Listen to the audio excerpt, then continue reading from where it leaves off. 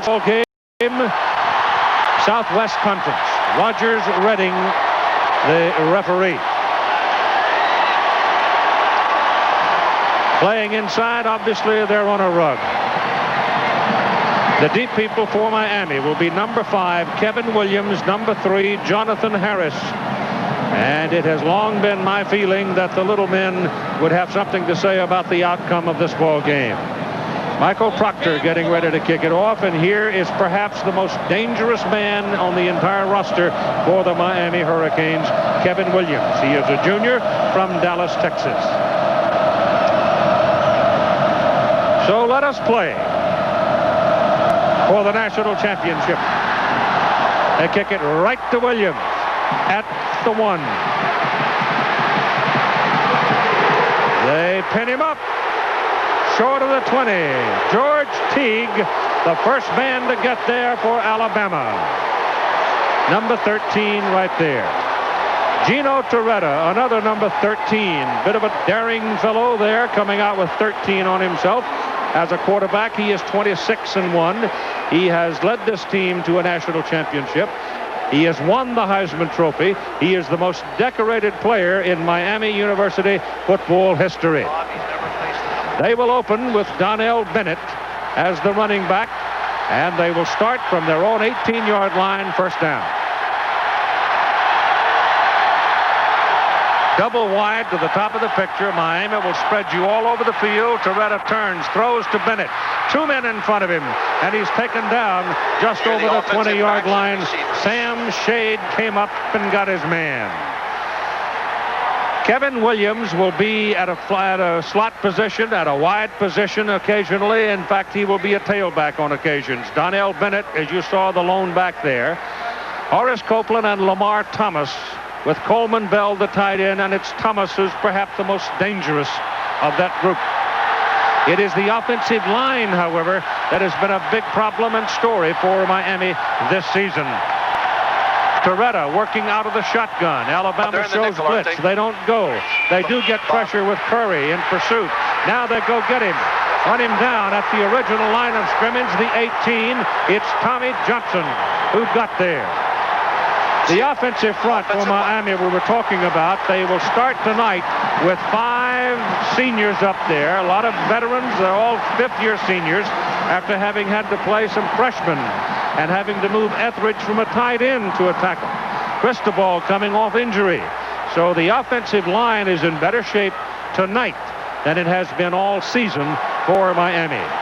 It is 3rd down and 10 now for the Canes back at the 18. Alabama, they have 7, 8 people up on the line. Out of the shotgun, they go after it. Got the heat on him. His pass is away, and the pass is dropped by Coleman Bell, incomplete. And so Alabama could come out of this with pretty good field position, as Miami will go to the punt, and Alabama will send David Palmer, number 2, deep, and he, like Kevin Williams, is a dynamite kick returner who can give you very good field position if he should miss the end zone. Paul Snyder, a senior from Laguna Niguel, California, is the punter. He's standing inside his 5. He'll hit it around the 8. Palmer waits at the 42. Low kick. Palmer's got room. 3 Canes coming after him. Runs between 2 of them. He's got a hole. He's all the way back down to the 24-yard line. That's field position. Donnell Bennett brought him down. The deuce has put Alabama's offense on the front porch. As advertised, David Palmer, he's run 4 punts back in his career for touchdowns. He's only played 2 years at Alabama. He had 3 punt returns last year and won the first game of this year that he played. If he takes it to the right side or to his right, he might have scored. 24-yard line, first down for Alabama. Barker turns, pitches to Lassick. He goes right up the middle and gets it down to the 20-yard line where Greer brings him down. Jay Barker is a young man, a sophomore from Trussville, Alabama, 6'5", 209. He's 16-0 as a starter. Kind of interesting that the place kicker for the Hurricanes of Miami, Pruitt, comes from Trussville, Alabama. Good friends with Jay Barker, the quarterback for Alabama. 2nd down and 5. Big play here for Lessick. He's inside the 10. It's 1st and goal to go for the Tide. Jesse Armstead brought him down. Watch the right tackle. That's going to be 77, Patterson. It's a little trap play. Alabama doesn't run a lot of traps, but they saw in the Syracuse game against Miami late in the year that some trap plays were successful. They put some traps in and some misdirection to go against that fast and quick Miami defense. Derek Lessick is from Haverstraw, New York. He's 190 pounds. We saw him have a very big day against Tennessee.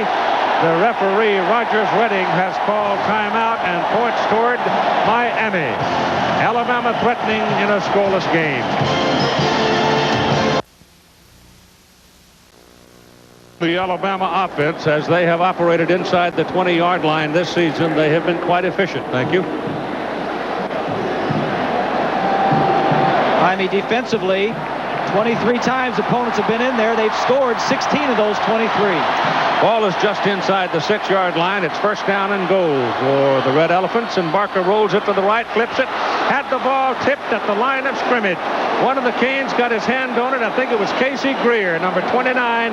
He had his man wide open, and just a little finger stopped it. He's rolling out. Barrow runs through the opening, but there was nobody there. He was trying to hit the halfback. Classic. He was wide open. So Casey Greer makes a big play for the Hurricanes.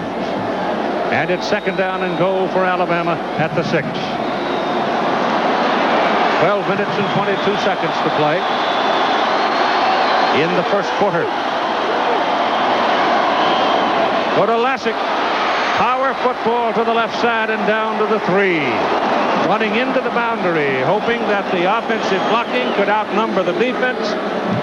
And they get 3 yards on the play. Michael Barrow and Kevin Patrick on the tackle for the Canes.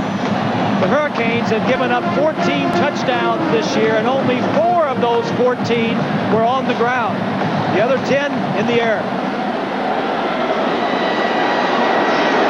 3rd and goal outside the 3. Miami defense being tested early. Set up by David Palmer's punt return. That was set up by Alabama's staunch defensive play in the 1st series. Barker rolls it right, cuts it back into the middle, dives for the goal line, and he can't get there. Robert Bass, number 49, a middle linebacker who had been added to the goal line defense, turned him back, and the kicking team is in. Miami defensively coming into the game, scoring defense in the nation is 3rd best. They only allow 12 points on an average. There was a hole there for a second. Barker couldn't get there quick enough, and the speed of Miami closed it up. All right, he's taken it down at the 2-yard line, and here is Michael Proctor. It's a 19-yard field goal try. It's good. But in a way, you got to think that Miami feels like they won something too. Alabama got to 3 to lead it by a field goal.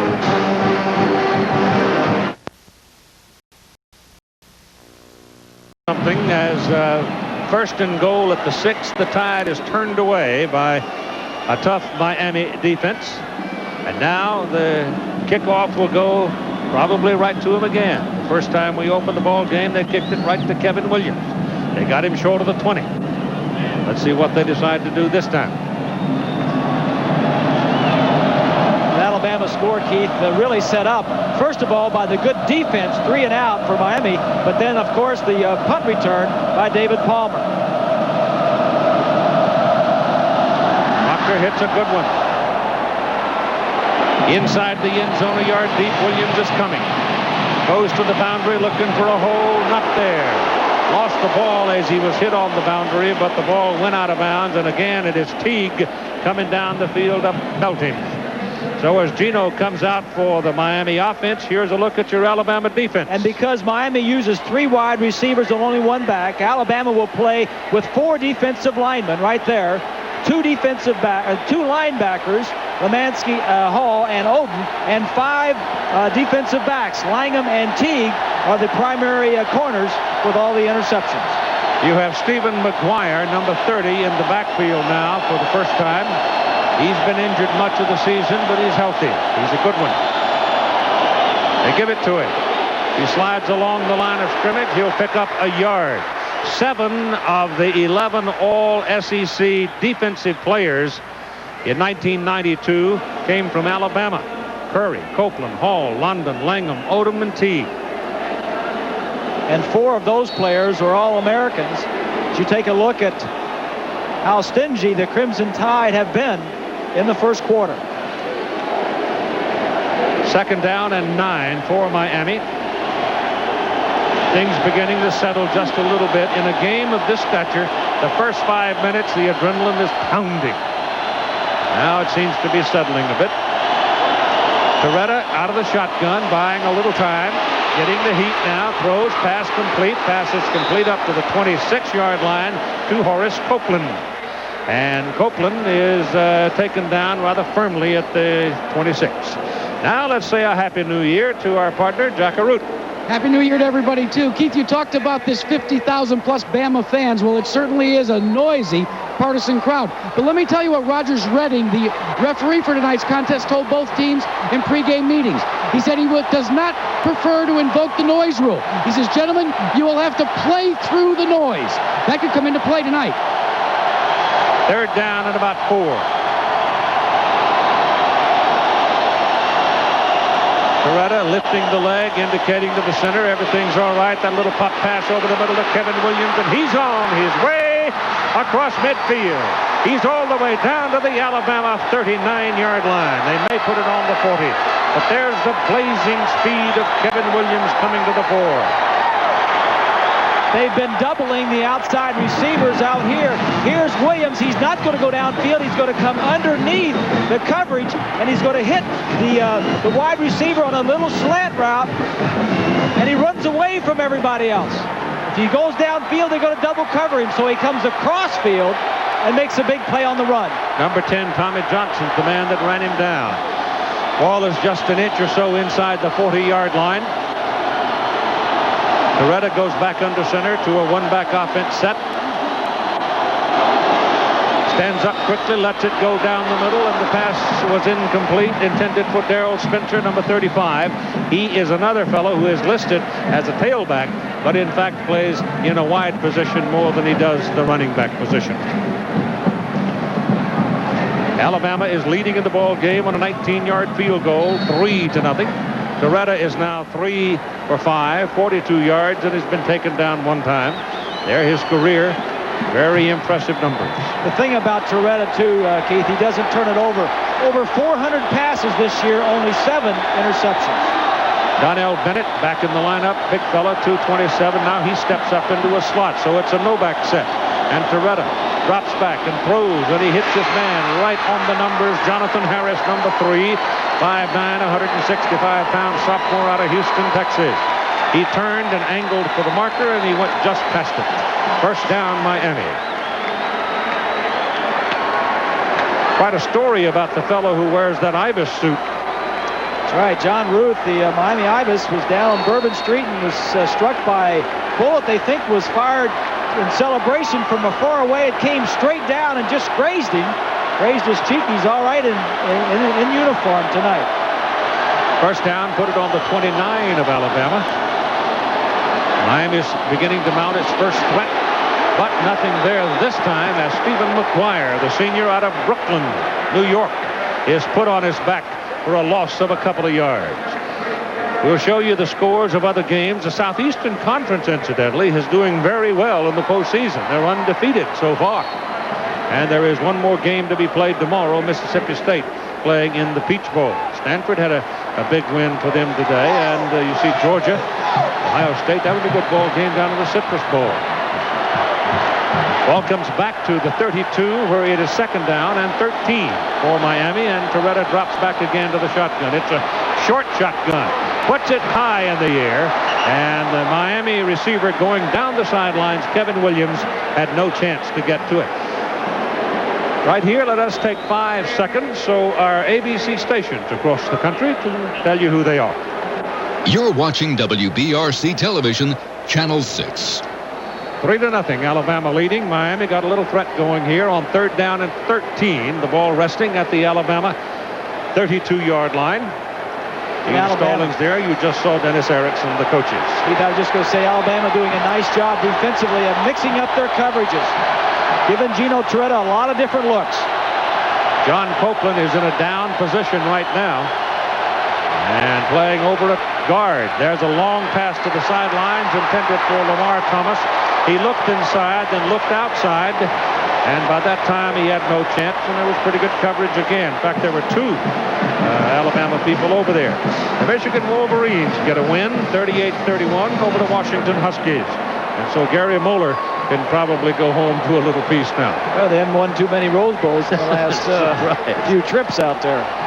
All right, this will be a 39-yard field goal try for Dane Pruitt. 49-yard field goal try. Got a lot of leg on it. And made it. So Pruitt hits from 49 yards. And we're all even at 3 with 7:49 to go in the first quarter.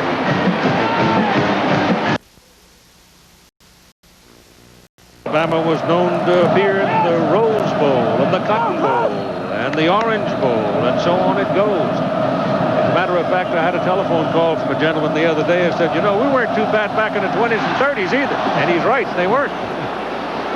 Hanging kick. Should be pretty good coverage on this as Palmer gets a hold of it, slips out of the arms of a couple of Canes and comes up across the 25 to the 26. Malcolm Pearson finally brought him down. Now we've got a chance here to set the Alabama offense as a little fracas breaks out over there, but it's over on the Miami sideline, and Dennis Erickson is looking for a big stick to get his people back on the bench and quiet. So the offensive unit for Alabama lines up this way with Derek Lassick, the running back. Houston is the big blocking fullback. And the wideouts are Kevin Lee and Wembley, with the Lee being the swiftest of the swift on the team. The offensive line, not among the biggest, but Toby Shields at center is rated by everybody who's sent a team against him as one of the better centers in the country. And here's young Barker now, ready for his second chance. Last time he was given the ball on the Miami 24-yard line, came away with 3 points. Now he gets the football at his own 26-yard line.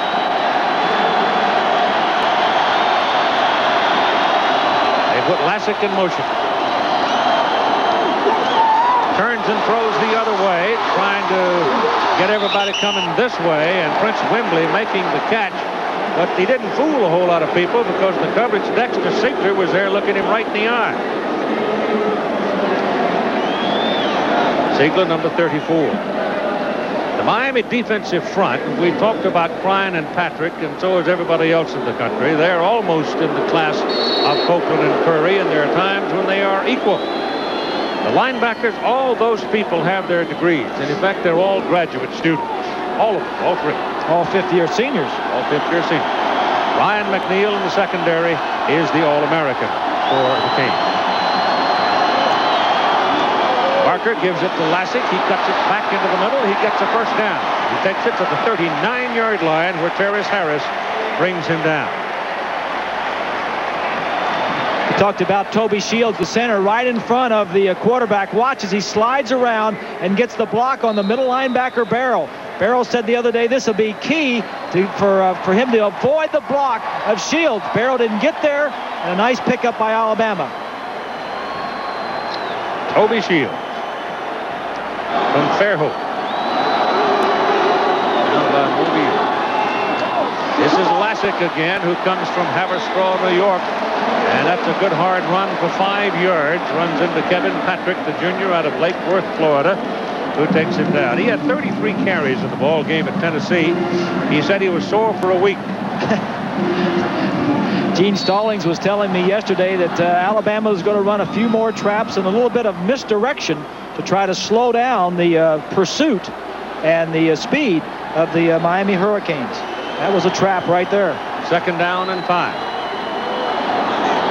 Haynes has 6 people up on the line of scrimmage. Back it goes to Lassick again. Kind of picks his way through there. And he's very close to another first down. His mark, however, doesn't look all that friendly. 6 carries, 37 yards for the New Yorker, who may in fact become an Alabama. What Alabama wants to do, obviously, and it fits their style very well, is control the football. They are not a great passing team. They do like to run the football, averaging over 200 yards per game rushing and 150 yards passing. Third down and a short yard. 6 minutes to go in the first quarter. A 3-3 tie. Lassick dives for his first down try and gets a very good surge by the offensive line, which carries him across midfield, and that will be good enough. He kind of got up on top and rode the mule, didn't he? Well, I think he got up on top, and then the mules down below just kind of kept pushing. Yep.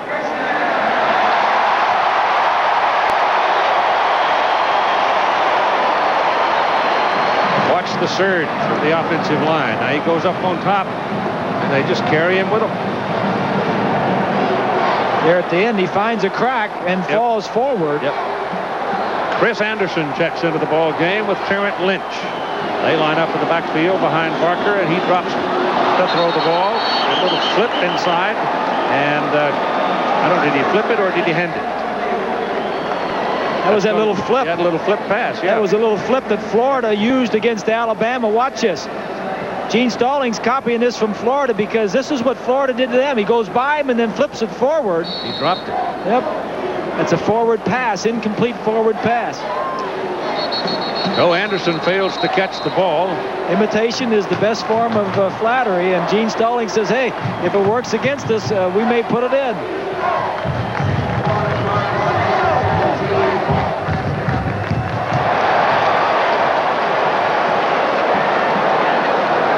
It'll be 2nd down and 10.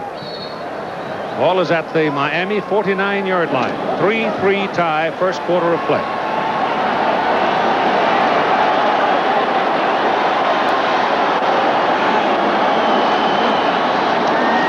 Haynes coming. They get him. Back at the 44-yard line. So the young sophomore could not get rid of it. They sent 8 people up on the line. They blitzed him. Marley and Barrow got to him, and it's a loss of about 7 yards. Here are the 2 linebackers, Keith. The Hurricanes don't blitz a lot, but when they do, they usually get to the quarterback. Alabama does not throw well. They do not pick up blitzes well, and Barker does not read coverage well. Here's an ISO on Barrow. Fights off the block and gets there. Anderson is the single back now for the Tide with 3 wideouts, and Barker on 3rd down and long lets it go, and it's going to be picked off. Bad pass. Real bad pass. And it's intercepted by Casey Greer, who returns the football all the way down to about the Alabama 35-yard line. I can't exactly tell in the crowd over there where the linesman has marked it. Now he puts it at the 39. Top right of your screen, that's Greer. He's going to try to hit the wide receiver on a slant. This is just a poorly thrown ball. You can't throw that ball. That's a double coverage. And if the receiver doesn't get there in time, all he can do is knock it away. And that's an easy pickoff for Greer. And those kind of mistakes will get you beat. Poor decisions, Keith. Yep. Poor decisions, and that's what caused when you're forced to throw the ball. Miami's running game is a -2. Their passing game so far in the first quarter, 52. They get the ball with 4:18 to go in the first quarter in a 3-3 tie. And they will own it at the Alabama 39. Talk to me about the shotgun formation, Bob. It's not a pronounced shotgun at all, is it? It's quite close. The Hurricanes didn't have this at the beginning of the season. They put it in about midway through, and what it does for Torretta, he's not real quick getting away from center. It allows him to see the rush. He's back in the pocket, 5 yards already. He sets up, he can feel the rush, which way it's coming, and allows him to slide one way or the other. It isn't 5, wouldn't 7 be even better? Well, you're 5 yards deep, you get the ball, and then you go back 5 short steps, so you're back 7 to 9 yards. So here's Miami now with an opportunity as Bennett lines up in the backfield with the quarterback. He, in effect, becomes the personal protector for Torretta. underneath. Ball thrown to Bennett, who had his block and then slid off the block to become a receiver, and he'll move the ball to the 36. Pickup of about 3 yards. Next Saturday on ABC Sports, the premiere of the 1993 Professional Bowlers Tour, 3 Eastern and Pacific. World's best bowlers go to Torrance, California for the AC Delco Classic. And then Kitty and Peter Carruthers join the world's top skaters on the ice for pairs and dance competition. Durasoft Colors World Challenge of Champions next Saturday on ABC Sports. 2nd down and 7 from the 36. Novak this time. Thomas coming back into the middle. Wide receiver coming down the pipe. Fumbles the football. Alabama may have it.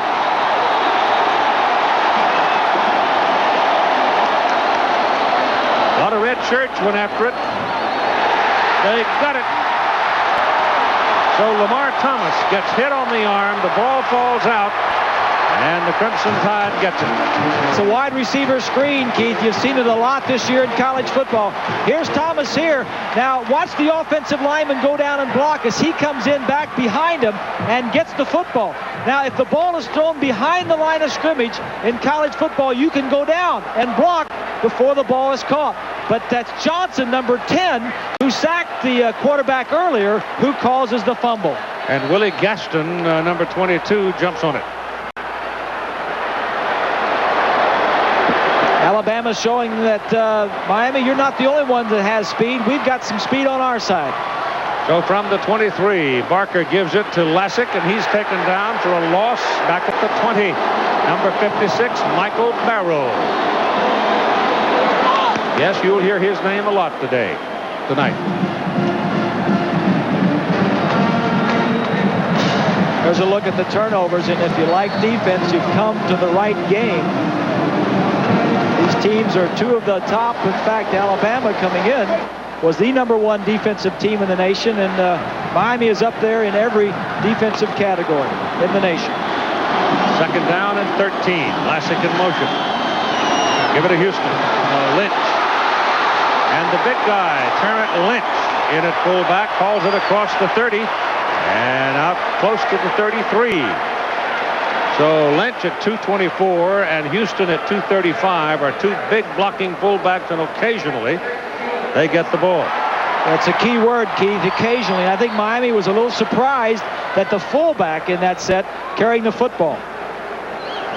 Now Palmer has come into the lineup. Houston has come back.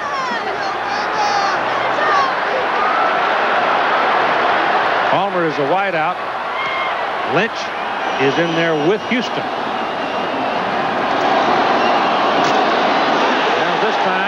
There's not a whole lot there as they try for the 1st down, but it was the 2nd effort, and the surge, I think, was enough to get Martin Houston the ball. And the 1st down. Take a look at the left side defensively. It's Lopez, 71. Crine is 91. Smith, the outside linebacker. Barrow, 56. Fills the hole and stuffs it. There's just not a lane there for Houston to slip through. So they stood him up all right, but they couldn't hold him.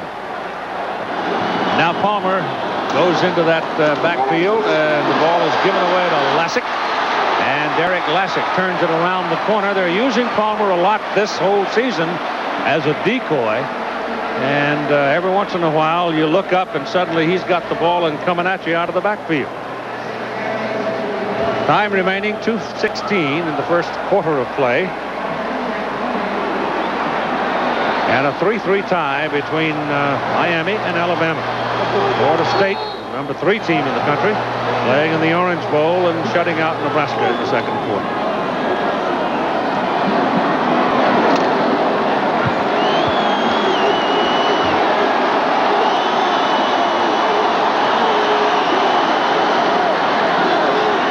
Palmer is the man in motion. Broken play. Barker got a little room. He can run. And will for a 1st down.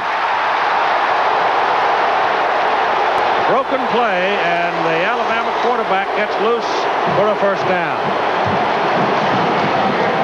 Well, So this is the strength of Jay Barker. If there is, it's certainly not his passing. He's not distinguished himself throwing the ball. In high school, he was a wishbone quarterback only in his senior year. He didn't play until he was a senior, didn't play quarterback. Came here and is doing an outstanding job running the ball. Just needs a little bit more work throwing the ball. Of course, Alabama doesn't throw it that much, doesn't need to.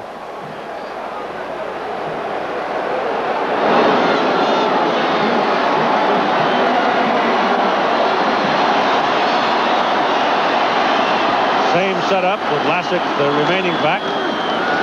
Armstead. And Jesse Armstead blitzing, had his hand wrapped around Barker, but he got rid of the ball. Threw it into the middle of Darren Smith. But the point is, he didn't make the mistake of taking the sack. Too slow developing. Right here is the man he wants to get it to. Palmer's going to be going out. But look at Armstead right here. When the play develops, he is in the backfield. A slow fake. Now he's got to turn around.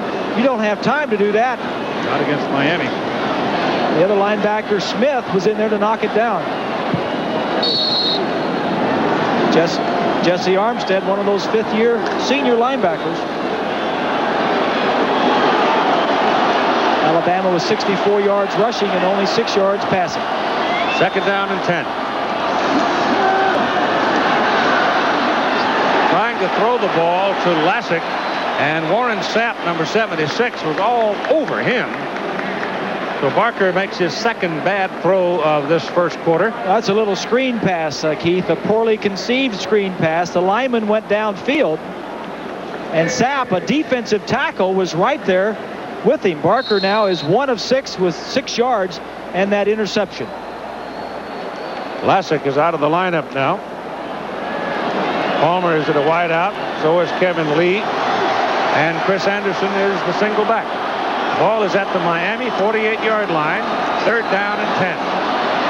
Barker's pass for Wembley. Intercepted. Picked off by Ryan McNeil. He threw a wounded goose and McNeil shut it down.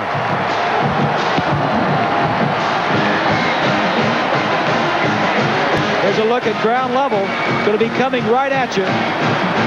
If Alabama can't run the football, they're going to be in trouble. This ball's too high. He had him open for a split second. And then 47 McNeil gets back and makes the play. That's 2 interceptions in 7 passes for Barker. And we continue at a 3-3 tie. Bees, but now here come the linebackers back into the lineup. Bill Oliver, defensive coordinator, showing Torretta during the timeout 6 defensive backs in the game. Then when the time was whistled in, he took 2 of them out and changed the defense. Now he's changing it back. The mind games that are going on right here. Torretta called his play, and then Oliver sent the 6 defensive backs back into the ball game, and Alabama's got 11 people up on the line of scrimmage. Torretta obviously is going to check off and change the play. And now Antonio Langham dropped off for a second. And he lets it go. He's throwing it for Copeland, and Copeland has no chance to get to it. He is mired in traffic. He was absolutely covered. There were 3 people with him. Alabama giving a lot of different looks defensively. And here they are, what they are in the nation. Alabama leads in total defense and rushing defense, and they're second in scoring in pass defense. The last 5 or 6 weeks, they have led in every defensive category, but since the SEC championship game against Florida, they fell down in the pass and scoring categories. It's kind of tough when you fall to second, isn't it? 2nd down and 10. The ball is on the 23 of Miami. 3-3 tie. 1:45 to go, first quarter. And Torretta calls a timeout. That's their second. He has said that over and over. So from the 23, 2nd down and 10 for the Canes. A little bit of a delay to Kevin Williams, and they eat him up inside the 15. The play was bungled up. Alabama was coming. It was a slow developing play, and there was just no chance. They buried him. Curry and Copeland together. Something a little different, something that Miami has not seen. 94 and 80. They're upfield. They don't know. Hey, this is a passing situation, a passing team. Well, reverse is coming back. I'll take this guy. He's a lot smaller than I am. Is that amazing that they ran it ran that counter exactly at him. Miami is confused, Keith. Bill Oliver, defensive coordinator, has done a nice job with Alabama moving around a lot of personnel. Miami right now is minus 13 yards rushing. Out of the shotgun, Torretta lets it go to the sidelines. Too high. Pass intended for Kevin Williams. It is 4th down.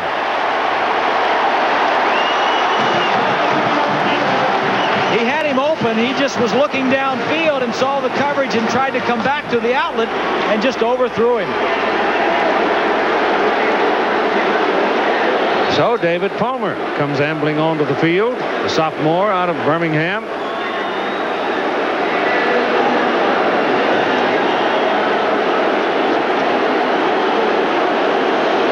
Alabama's got everybody up on the line, 10 of them. No pressure on Snyder. The kick is away, and Palmer drifts under it at the 43. Look at how quick he is. That's a fine open field tackle by number 19, C.J. Richardson for Miami. And so Alabama once again comes out of this with a very good field position as Gino Torretta had his troubles in that last series. Palmer shaking his head, realizing that if he gets by that one man that took him down, he might still be going. Miami can't run the ball. They've only tried 4 times, minus 13 yards. That is not their strength. Alabama needs to run the football. They're averaging 4.6 per carry. That is very good. Ball is on the 48-yard line. First down for the Tide. Ball is given to Lassick. Penalty flags on the field. The first time we've seen the yellow cloth tonight. Southwest Conference team of officials. There they are, Rogers Redding, the referee, man in the white hat.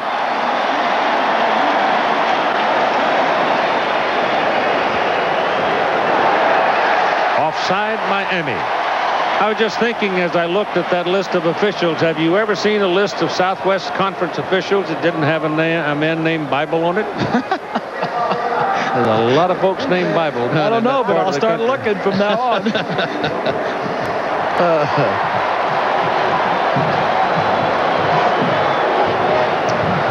It'll be first down and 5 as the ball goes over to the Miami side of the field and rests now at the 47.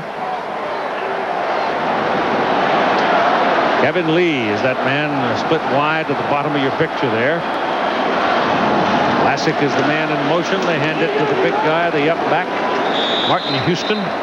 He's from Center, Alabama, and Michael Barrow is right there button heads with him, along with Kevin Patrick. Another trap play. The right guard was pulling, and Michael Barrow read the trap and got up there and made the play. It'll be second down and 5 as we come to the end of the first quarter of play. For 10 points. This is Derek Lassick getting some blocking, finding daylight, and finally knocked out of bounds at the 23-yard line of Miami. Terrace Harris stayed with him and shoved him out. A tough run by Derek Lassick. There's a look at Darren Smith, 45. He's going to be blocked to the outside by Houston. Just a little shove. He tried to get around and make a play. It's going to be to your left. Watch the block of the fullback. Barrow gets pushed out by Shields. An arm tackle won't do it. And Lassick with a big gain. First down, Bama.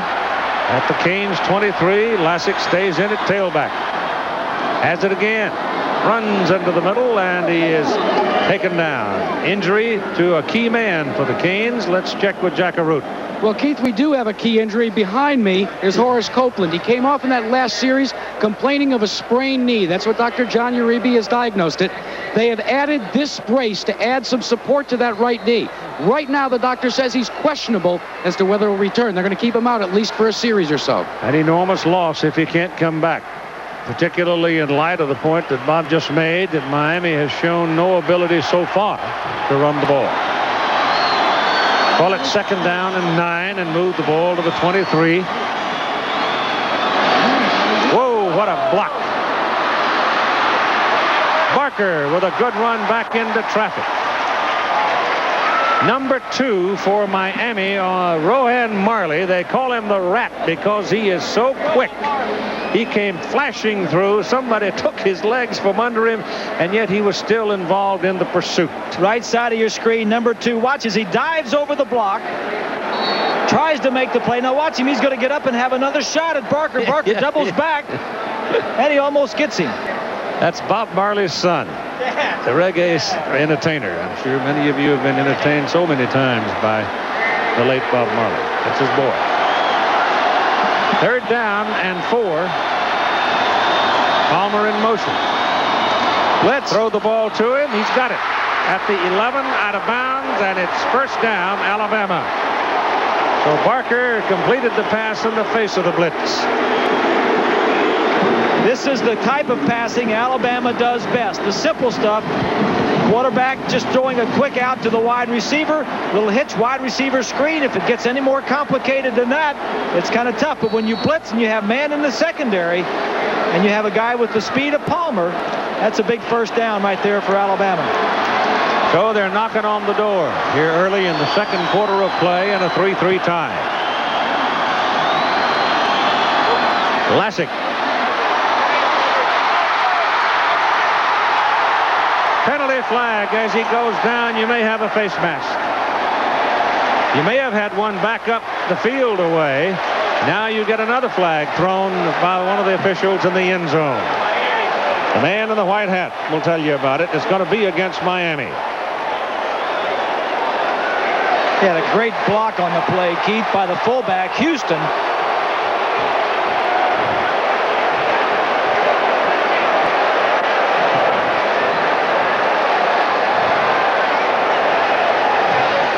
Mark Caesar's taken off his hard hat and is walking around doing a little lobbying, but the conference continues with the officials. I thought there might have been a face mask at about the 6 or 7 yard line. No flag called there. And then as they got down to the goal line, you had a couple of flags. We have a face mask foul against the white team. There is a face mask call against Miami. 1st down. We have a dead ball, unsportsmanlike conduct against the red team. 15-yard penalty, 1st and goal. All right, Alabama gets hit. And I didn't hear him, Bob. His microphone was out. Unsportsmanlike conduct on Alabama. And you face mask on Miami, and you do the major penalty. Watch the block on number 1 to the left of your screen. That's number 1. Watch Houston right here, number 35, as he just lays Armstead down. And Lassick with some nice moves. There's the face mask right there.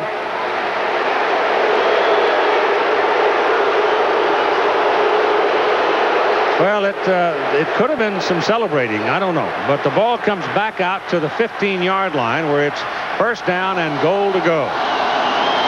And the pitch goes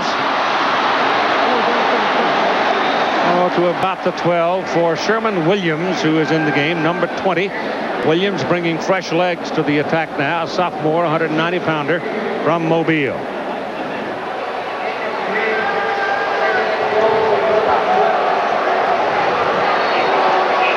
Here's a look at the 1st quarter stats, the things that jump out at you. Miami with only 2 first downs and minus 13 yards rushing. Alabama only 6 yards passing, and the 2 interceptions for the Crimson Tide. Williams and Lynch in the backfield behind Barker on 2nd down and goal. Give it to Williams right up the middle to the 5-4. Almost got in there. But he took a hard lick. I think it was Greer who's getting up a little slowly, but Casey Greer just sold out trying to make the tackle and took a lick. Just straight blocking. Nobody's pulling. The fullback, Lynch, that's 45, gets a block on Barrow. And Greer comes in and just tries to throw a shoulder into him, number 29. That won't get it. The Hurricanes lost both safeties off of this team from last year, and if you have a weakness defensively, it's probably the 2 safeties coming up and tackling. 3rd and goal from the 4. Give it to Lassick. Head on. I mean head on with Michael Barrow and Mark Caesar. Miami is a quick defense, Keith. They run well from side to side. One of the problems they've had periodically in the last few years is stopping a power running team that comes right at you. Now, Sonny Lubick, the defensive coordinator, said if we can't stop them, we can do some other things. 5-man line and blitz. This looks like it might be about 23 yards for Michael Proctor. He hit a 19-yarder for the first score of the ball game. He adds the 23, and Alabama goes back to the lead by a score of 6-3. And Proctor takes a wallop himself. Paul White slides into him. Oh, that's a little acting job there. Not bad, though, I got to say, Michael. You've got showing some promise. 6-3, Alabama leads at 10:48 to go in the first half. I mean, he could bite a 10-penny nail and not even think about it right now, and he's still mad about the unsportsmanlike conduct call. And the only thing that we can find anywhere or anybody saw was the spinning of the ball in the end zone and a little celebration by apparently Lassick, and one of the officials came in late, threw a flag on it, and that's what was called. Well, he would have had the ball on the 1-foot line. Instead, got it way back at about the outside the 10, and ended up not getting 6 points out of it, and had to settle for a field goal. But I'll tell you right now, Beebs is stimulated. 35-yard line where Alabama will kick it from. Proctor nailed it.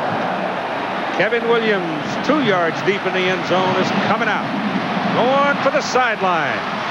And George Teague is waiting for him. That's 3 times Teague has made the tackle on a kickoff. So George has become the headhunter tonight. Teague is the starting right corner. He led the SEC in interceptions last year and again this year. In fact, this year he tied with Antonio Langham, his partner, at the other corner. Here's, I think, something of a revealing stat. But it can be, I should say that. But, you know, the 2 games that we did where they beat Florida State and then went up Penn State and won that game. Oh, boy. Alabama showing 10 people up on the front. They're just head up with them right now. And Torretta with a quick drop looks to throw, and he can't do anything with it. There's just nobody there. He had Kevin Williams coming downfield, and Torretta never had any chance at all to get the ball to Williams. Well, what are they doing to Gino and the University of Miami? Well, they're confusing him right here. All 11 men are at the line of scrimmage defensively. Now, what does he try to do? He tries to throw the ball quickly to the wide receiver down here, and he's ready to throw a quick out, and the receiver is running straight up the field.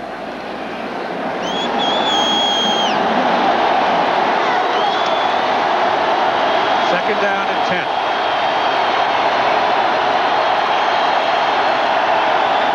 Now you got a man playing center field for Alabama. Curry coming around the corner, missed him. He's taken down, and Torretta takes off, and Gino's got a first down, sliding all the way to the 43-yard line. Let's go back to that penalty. First, you had the face mask call against Miami as Alabama was threatening. Here's that penalty right there. Now let's go ahead here for the penalty against Alabama. He thinks he scores, yeah. Yeah. There's a flag that went in for the face mask. Face mask. Now he spins the ball. Oh, that's... And there goes the flag. That's awful Ooh, close right that's there. picky. In a national championship game. That's picky. That's pretty close right there. First down for Miami at the 43. It's a big ball game. We need the kids to play it. Give it to Bennett. And Donnell Bennett showing his mettle as he pounds for about 6 before Willie Gaston finally succeeds in getting him on the ground. Bennett's a big guy, 227 pounds. Clock rolling along in the first half of play, 9:45 to go, and Alabama leading 6-3. We've had 3 field goals in the game so far. Florida State leading Nebraska 20-7 at halftime in the Orange Bowl. Southeastern Conference having a banner year in postseason play with 1 game remaining after this one. They're undefeated. Torretta checks off, spins his last timeout. That is Miami's third timeout of the first half. So Alabama's defense got him confused. He goes to the sidelines and asks for some help. I do this every Your day. senior has had his troubles with this Alabama defense. He's had And two problems, Keith. Number one, it's been the Alabama defense confusing him, and he's had to take some timeouts when he tried to check off. And the other thing has been the noise. What you can do on that is you just have to have some plays that are good against anything that the defense is going to throw up there, and just go with it. It is 2nd down and 4 with Bennett, the single back.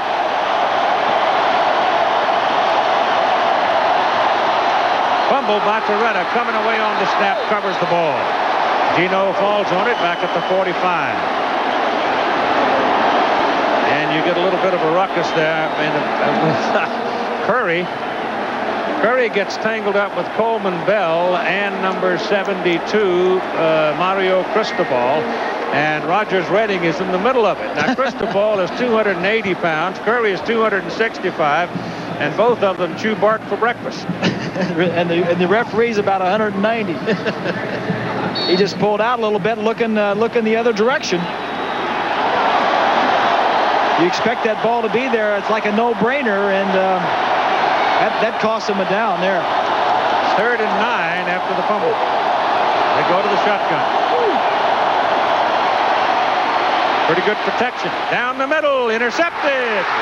Picked off by Sam Shade. Sam's inside the 35, down to the 31.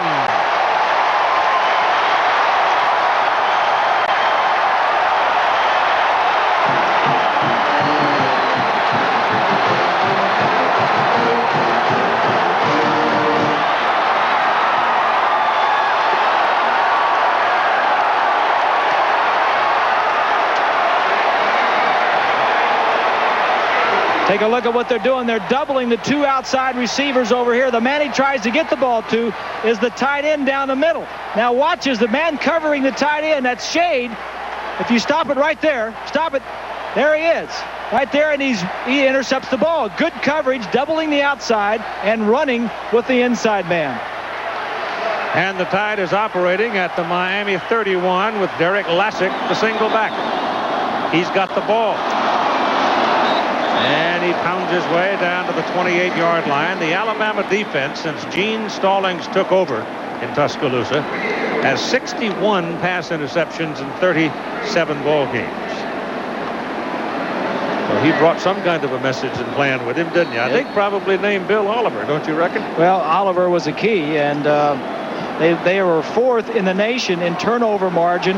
They had a plus 18 coming into the ball game. They'd taken it away 18 more times and they'd given it away. Lassick again. Big hole. They're back down, knocking on the door again at the 3-yard line. 1st and goal. Jesse Armstead and Casey Greer finally got him down. And Derek Lassick has 15 carries, and with 7 minutes and 35 seconds to go in the first half, has 105 yards. Just a little toss. Linebacker right there. Barrow's going to overrun it. Now big 77 Patterson in red right there downfield trying to help out. That's a double. Watch the fullback again. That's Houston, number 35. The middle linebacker Barrow misses it. So it's 1st and goal. Give it to Lassick to the 1. Roosevelt Patterson at 6'4", 295, and he was right down there at his running back's elbow trying to lend a hand. I tell you what, though, Lassick can thank his fullback and his tight end, Buskey, 83, and the fullback, Houston, because those two guys, even though they are eligible receivers, are really offensive lineman types, and they really can block. 2nd down and goal from the 1. Lassick, nothing at the top. Tried to go over the top, and that's a pretty hard thing to do. Miami, as I mentioned, tough to score on. 3rd in the nation scoring defense. They just toughen up. That's a good play. That's Bass, 49, the backup inside linebacker.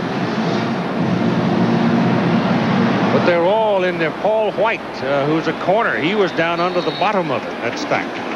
They're all up there involved. Third down and goal from the 2, and Sherman Williams checks in. Williams in the middle, touchdown.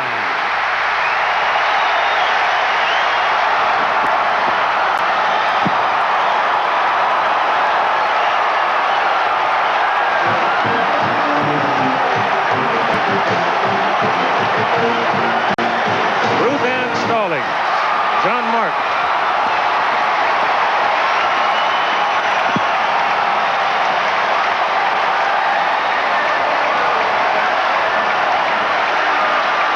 Michael Proctor will try the point out of Jeff Wall's hold. Matthew Pine will snap it.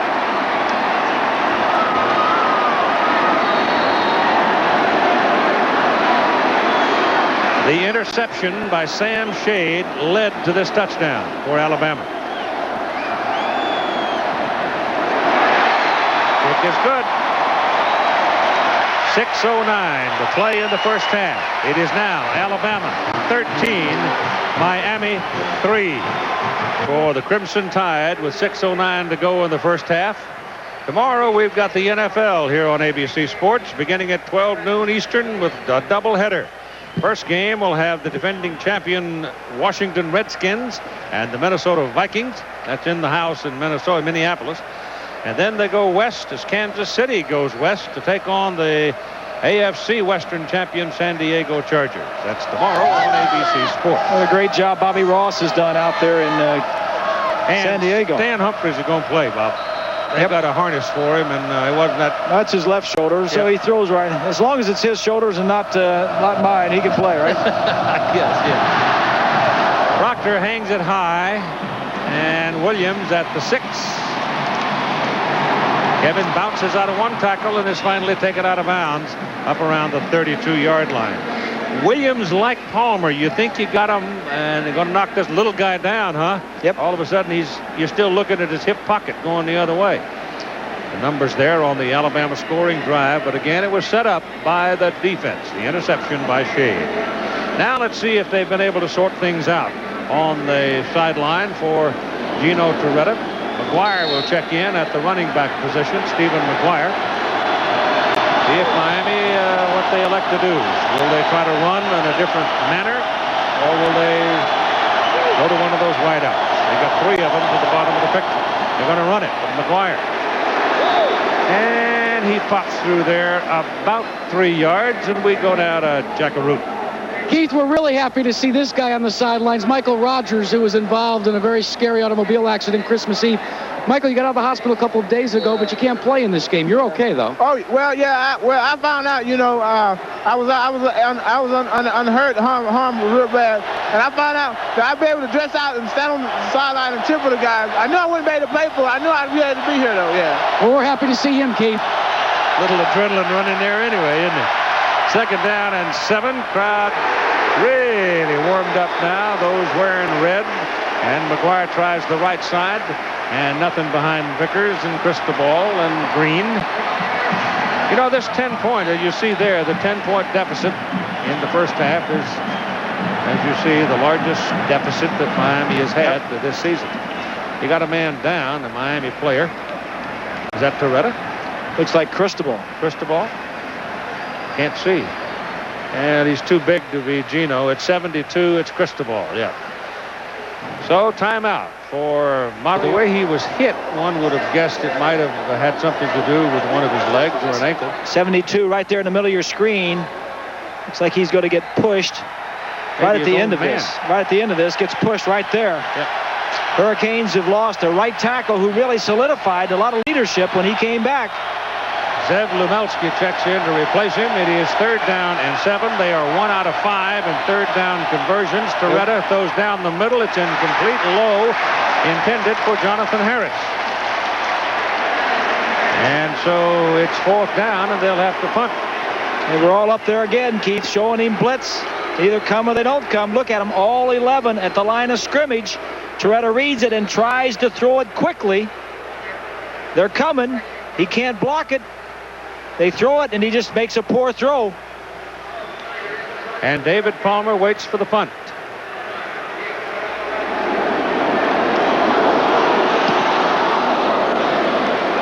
Ryder knocks it all the way back to the 23. Palmer's looking at 4 white shirts. No place to go. Down at the 21.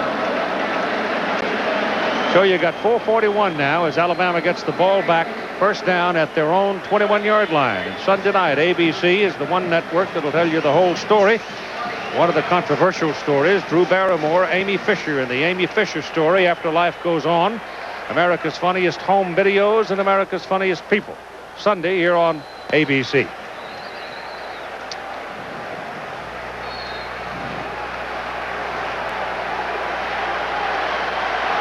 Chris Anderson and Tarrant Lynch in the backfield. Give it to Anderson. He's quick. And coattailed by Casey Greer, who's having a very good defensive ball game for the Miami Hurricanes. You know, Anderson and Williams are 2 of the 4 running backs that Alabama's going to have back next year. If you're a quarterback looking for a place to play and you're a running back looking for a place to run, Tuscaloosa is a pretty good place to apply, I'd say. Yes, sir. They're short in those positions. Second down and 8. That's Lynch pounding to about the 27. Guy leading it is John Stevenson. That is Mario Cristobal, who was hurt. Taken out of the ball game.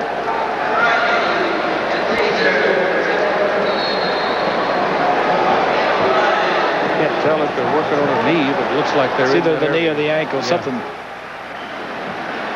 Yeah. Third down and 3 now for Alabama. Barker hands it.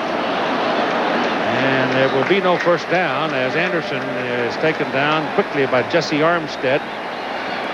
I think it's quite remarkable that all 3 of the starting linebackers for Miami have all graduated, all have their degrees. Kevin Williams drops back. Now let's see if he can give his team some field position. Well, Miami needs a spark. They've been dominated defensively by Alabama. This is Brian Neal's first punt of the night. He had a bit of a hard time late in the game against Florida. Doesn't get this one to turn over, but it does take an Alabama bounce. Good one. That's the old rug for you. All the way down to the 15-yard line. Totals 57 yards. In fact, it traveled about 35. Here is Jackaroo. Well, Keith, it's very tough when you're a lineman, especially when you get cut behind the knee. That's what happened to Mario Cristobal. So like his counterpart, Copeland, they're going to outfit him with a knee brace. They're going to tape it up. But in both cases, both players are still considered questionable. All right, Jack, thanks. 13-3, Alabama leads. 2:39 to go in the first half. Beretta's back there by himself. 4 wideouts. Stretching across the field. Throws a hummer. Double coverage. The only man that touched it was Tommy Johnson, a cornerback for Alabama. Torretta is now 6 of 16 for 68 yards. He's missed his last 6. Missed his last 6. 68 yards in the first quarter and none here in the second quarter.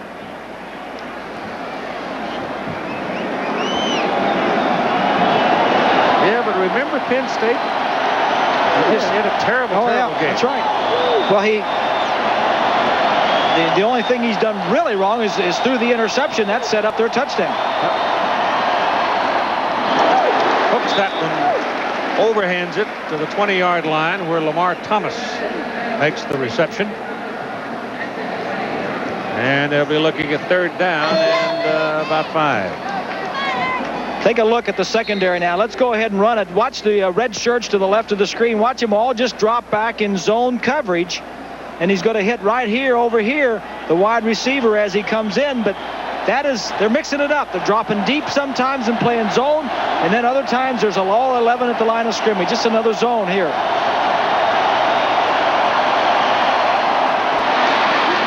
complete to Darrell Spencer. And that's going to be a first down for Miami out around the 29-yard line where Lemansky Hall makes the tackle. And so they move the chains now at 1:51 to go in the first half of play. And Torretta goes back under center.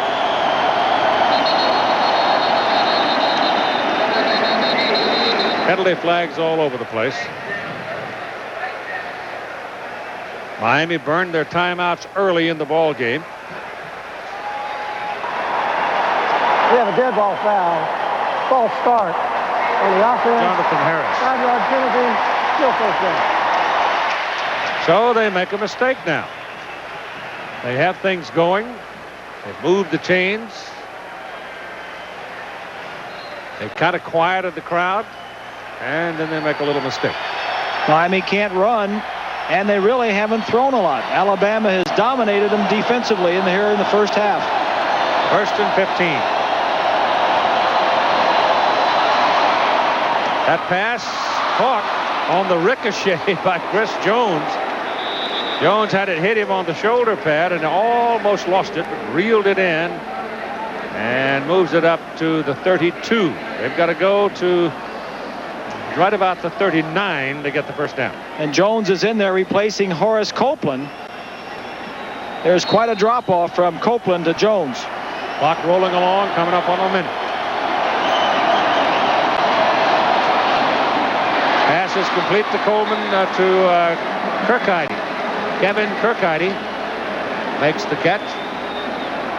And that's a first down. Ball comes out across the 45. 46. Alabama doing some shuffling in their defense. Torretta's throwing the short inside stuff. Clock wound now and rolling. 50 seconds. Penalty flag down. I think they're going to ding Curry here for going too soon. Eric may have been a little early when he went through the neutral zone. Number 80.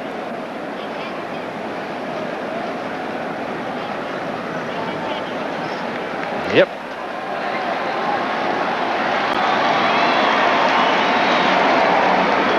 Number 80, closest to the line of scrimmage and across it right there. He's second all time in sacks at the University of Alabama. He came in with 23.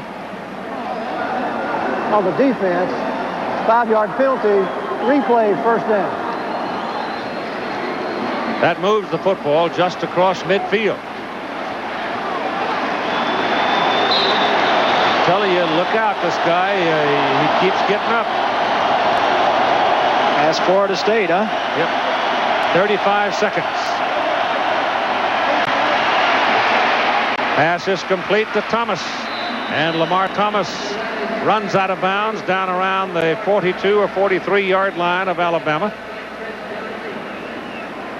And that's going to move the chains again. So that stops your clock now. He goes out of bounds at 27 seconds. We showed you the zone earlier. Now look at all the Alabama players up there. This is they're doubling both wide receivers here. Look at the confusion there now. Stop it right there. Just look. The only man open is right here. Everybody else has 2 or 3 red shirts around them.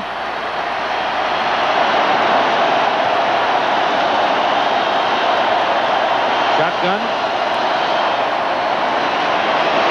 Let it go. Thomas after it. Incomplete. Defending on the play, Willie Gaston, number 22.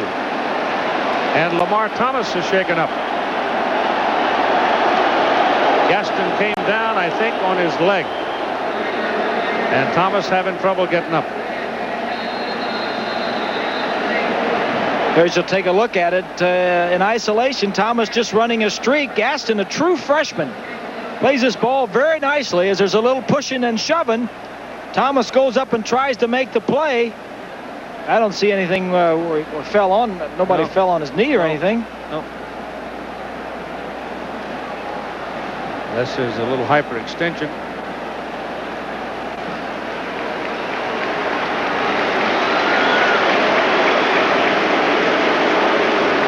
Hurricanes do this a lot, especially with Copeland and Thomas. They both can jump. Knee went down hard on the turf. Perhaps that was what it was. Yeah. He's leaving the ball game. 19 seconds to play in the first half. 13-3, Alabama leads. And Miami owns the ball at the Alabama 43-yard line. Second down and 10. Only 10 points.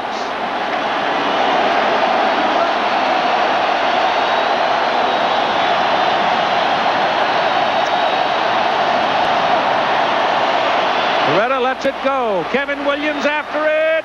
Great play defensively by Antonio Langham. And his hot streak continues. It looked for a moment, a daring moment, that the darter had it in his hands and would get in there for 6. But watch this play by number 43. Well, he found the man with single coverage. They were all up there, but he just outruns him. If this ball is thrown a little flatter and gets there quicker or further across field away from Langham, it could have been completed. But Langham does an outstanding job. We mentioned the 2 All-American defensive ends. Langham, a third-team All-American, benefits from that hard pass rush. Lamar Thomas is back with 13 seconds to go in the first half. Third down and 10 from the 43 of Alabama. Torretta throws a bullet complete to Thomas inside the 25. That's a first down. That stops the clock. They're trying to get new people on the field. Now Dennis Erickson is over there saying to his quarterback, as soon as you can get the ball, throw it in the ground and stop the clock. Right here, they'll wind the clock just as soon as the people are in place. Alabama's making some personnel changes, getting a lineman back in and taking London out. They hurried to get Everett Brown in the ball game, and now... Well, that was a quick 4 seconds, I want to tell you. There were 5 seconds on the clock, and from the time the umpire removed his foot to the time he threw it, 4 seconds flew by. Certainly did. 42-yard field goal try coming up. Well, this could be a big boost for the Hurricanes if they could get something out of this. Alabama going to try to ice him. So they'll take a timeout here and let Dane Pruitt think about it. Dane Pruitt waiting to have a shot at a 42-yard field goal. He hit his career long earlier in the ball game from 49 yards. And as soon as the ball is snapped, this half will end. 1 touchdown, 3 field goals. Gene Stalling said yesterday he thought there might be more scoring in this game than most people were expecting. Well, and when you have a defensive team, and as they're going to take another timeout right here, the field goal kickers become more and more important on low-scoring games.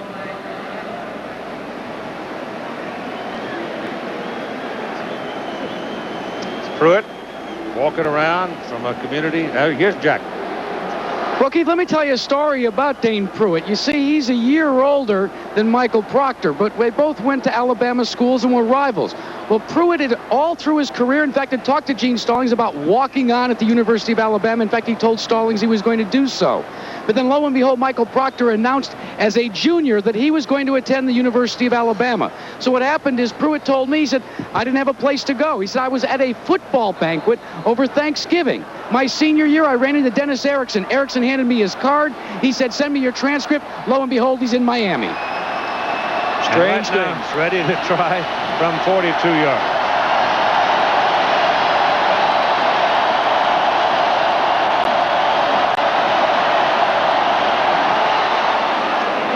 Pretty good looking kick.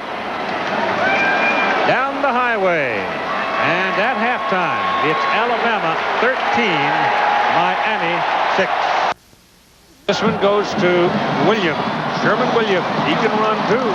Out to the 20 he comes. And taken down there. And Bass, number 49, among those involved in the tackle. And the Crimson Tide will go to work from the 20. This has been a tough ticket for a good long time when it became apparent that it would be this matchup of number 1 Miami and number 2 Alabama. We open with Lassick and Houston in the backfield behind Jay Barker. Wembley is number 32, and he's the wide man. Put Lassick in motion. And throw on the first play. Set up a screen for Wembley on a wide receiver screen. That works for about 5 yards. Jesse Armstead, number 1 linebacker, was over very quickly on the play. That's a safe pass, Keith. That is one of the 2 passes that he completed in the first half. We talked about the 2 defensive ends a little bit, about Patrick, number 86 for Miami, and Crine, number 91 on the other side. They really haven't done much. Patrick putting a little pressure. Of course, there's not much to do when a team doesn't throw a lot of passes and you're a defensive end and rush the passer a lot. Kevin Lee goes in motion for Alabama. Run it with Lassick over the right side on 2nd down and 5. And Michael Barrow is there for a tackle. Another one. He picks up a couple of yards, and he'll be looking at 3rd down and about 3. The defense of Miami, Keith, has to dominate this game, take charge of it. They have not controlled the line of scrimmage like they would have liked to. There's Shields 61, excuse me, on Barrow. Barrow seems to have held his ground and won out, but this defense, not the offense, has been the strength of Miami the last couple of years. Now David Palmer goes in motion. Blitz. Barker lets it go for Palmer, and he's held up on the sideline. Crowd over there hooting for a call, but good defensive play by White. He just blocked him into the boundary, and Palmer could not get down that sideline. It's an out and up, and you can jam them like that as long as they're in front of you and the ball has not been thrown. When the ball was thrown, it was too late. Kevin Williams is back waiting for the punt. Brian Deal's first kick with the roll on the rug was 57 yards. No pressure on him, and he gets it out, and it's a good kick. High spinning spiral for Kevin Williams to the 29.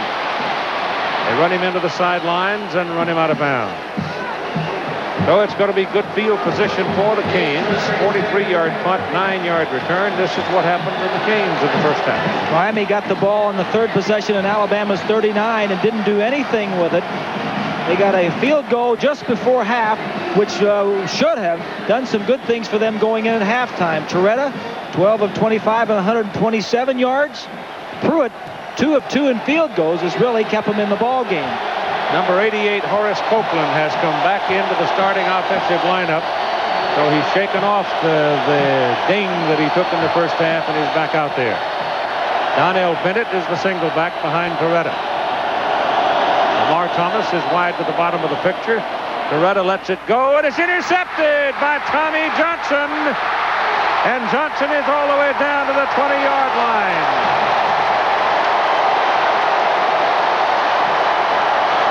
Tommy Johnson having a huge ball game tonight.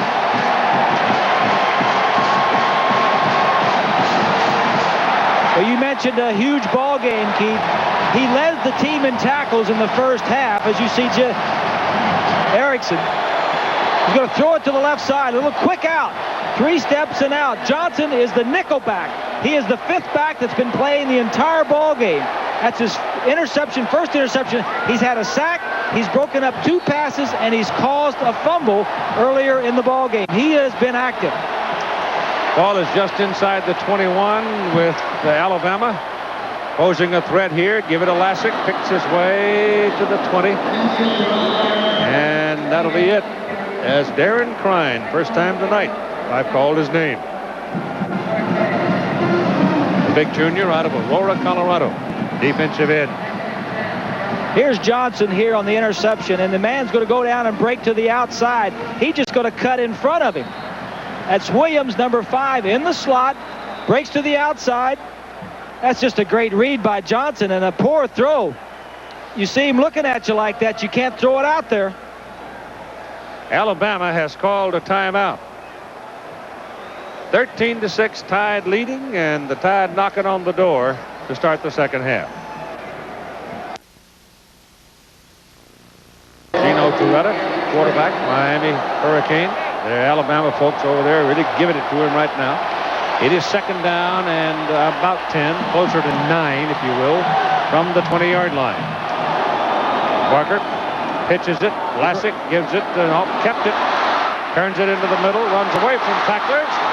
Great run by Lassick. Gets it down to about the 13-yard line. He's going to be 2 or 3 yards short of his first down. He faked it to Palmer. Picked his way through the traffic. Good run. This has been the Derek Lassick show offensively. We haven't had a lot of offense. The two field goal kickers have both made 2 field goals, but Derek Lassick, rushing for over 100 yards in the first half, has been the offense. The touchdown man had just come in, Curtis Brown. Remember him? Yep. Got the touchdown in the SEC championship game. Right. He's wide, top of the picture. Got Ryan McNeil on him over there. But Palmer goes that way to help in opening it up, and Palmer's wide open, and it can't get the ball to him. Parker runs for the first down.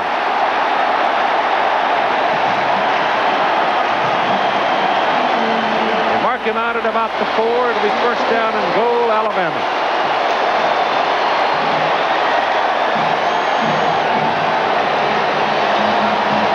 There's a look at Palmer in motion. Now he's going to go and break to the left to the back of the end zone. Now McNeil is out there, number 47. He kind of comes back and picks him up. If the ball would have been thrown, he may have picked it off. It had to have been a very sharp, hard throw to get it in there. Yeah, but that was late. It could have been gone a good 2 seconds sooner. Yeah, but not from a kind of a double team on McNeil. They sent Brown over there, and we've got a face mask call. We have a face mask foul against the defense. That's kind of like a replay of the last time, isn't it? First down. There's a look at Smith, 45, the linebacker.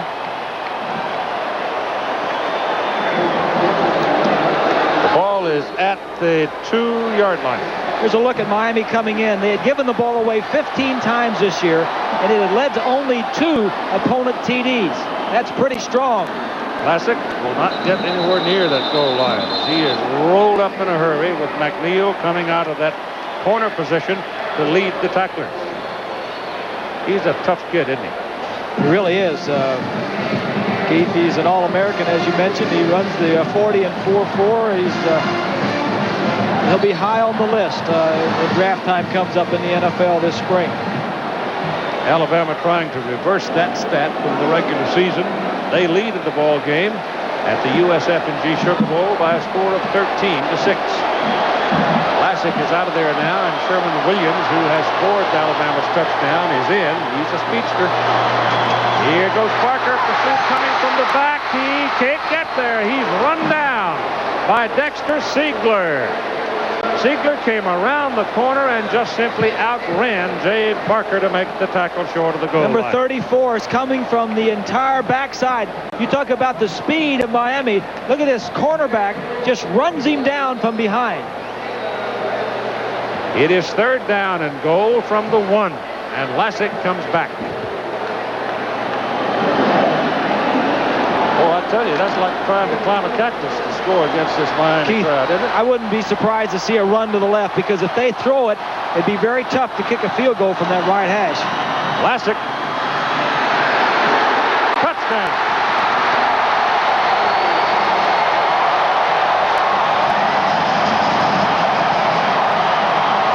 Well, you don't need to kick field goals when you can get it into the end zone. The Big Uglies on the right side gave him a crack. That's Stevenson and Patterson, Buskey the tight end. Siegler, 34, runs around the block. Good running by Lassick, and really some shoddy tackling by the Hurricanes. Johnny Howard snaps it. Proctor's kick is up and good. Alabama has scored 14 points off Miami turnover and leads 20-6.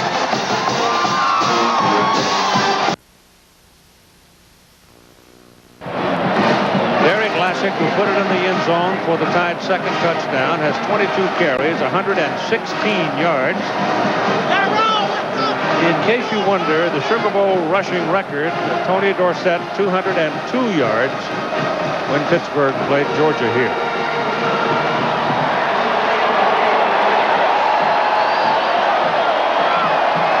All the coaches, you ever ask them what's the key to this game, they'll always tell you turnovers, turning the ball over. A 20-6 lead as Alabama kicks off to Miami. With Harris and Williams waiting. This will be Williams at the 7. Kevin searching around, finds enough daylight to get the ball out to about the 29-yard line. He's a tough little guy. Here are the scores of games earlier in the day. Tennessee was impressive. So was Notre Dame and Stanford and Georgia. Syracuse beat Colorado. Michigan finally won a Rose Bowl after being frustrated for so long. And Florida State is leading Nebraska in the fourth quarter by 20. Curry is back in the lineup. He missed that last series for Alabama. They worked on him some. He's fixed up. He's back. Miami now going to work out of the shotgun from the 29. They're down by 14. And Torretta intercepted by Teague. George Teague to the end zone. Touchdown.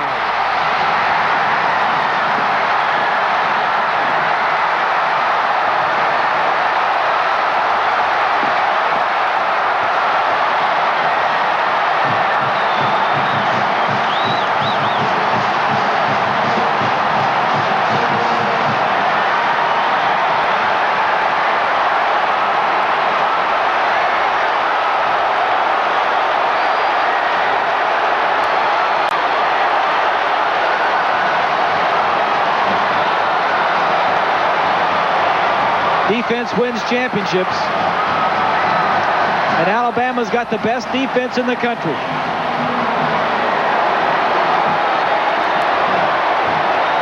Well, they are so well prepared, and Dennis Erickson made that point last night when I was talking to him. He said they have had a lot more time to get ready for us than they had to get ready for Florida. Even though we learned something by looking at the Florida tape, we still know that they've had a lot of time to prepare, and it shows. Buckner's point is good. With 9:56 to play in the third quarter, it is now Alabama 27 and Miami 6. Take a look now. Every one of the red shirts are up there. They're going to blitz or they're going to fake blitz. Here's Teague right here. Now the route is going to be when you see blitz, they break it off right in here. Watch as Teague reads the route and breaks inside of Harris, the expected wide receiver. They drop back. They don't blitz. It was a fake. Now he knows the route better than the receiver. He jammed him. He got in there. That's good film study and good preparation by the University of Alabama. Teague knew what he was doing. This is his first touchdown interception of the year.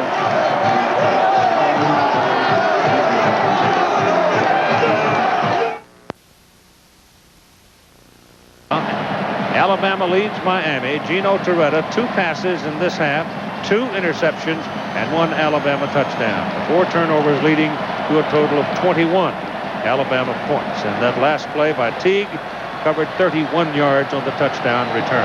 It's nothing new for Gene Stallings' group. They're 4th in the nation, as I mentioned earlier, in the turnover margin. They're now up to plus 21. Proctor will kick it off. Harris and Williams wait. Williams at the 2.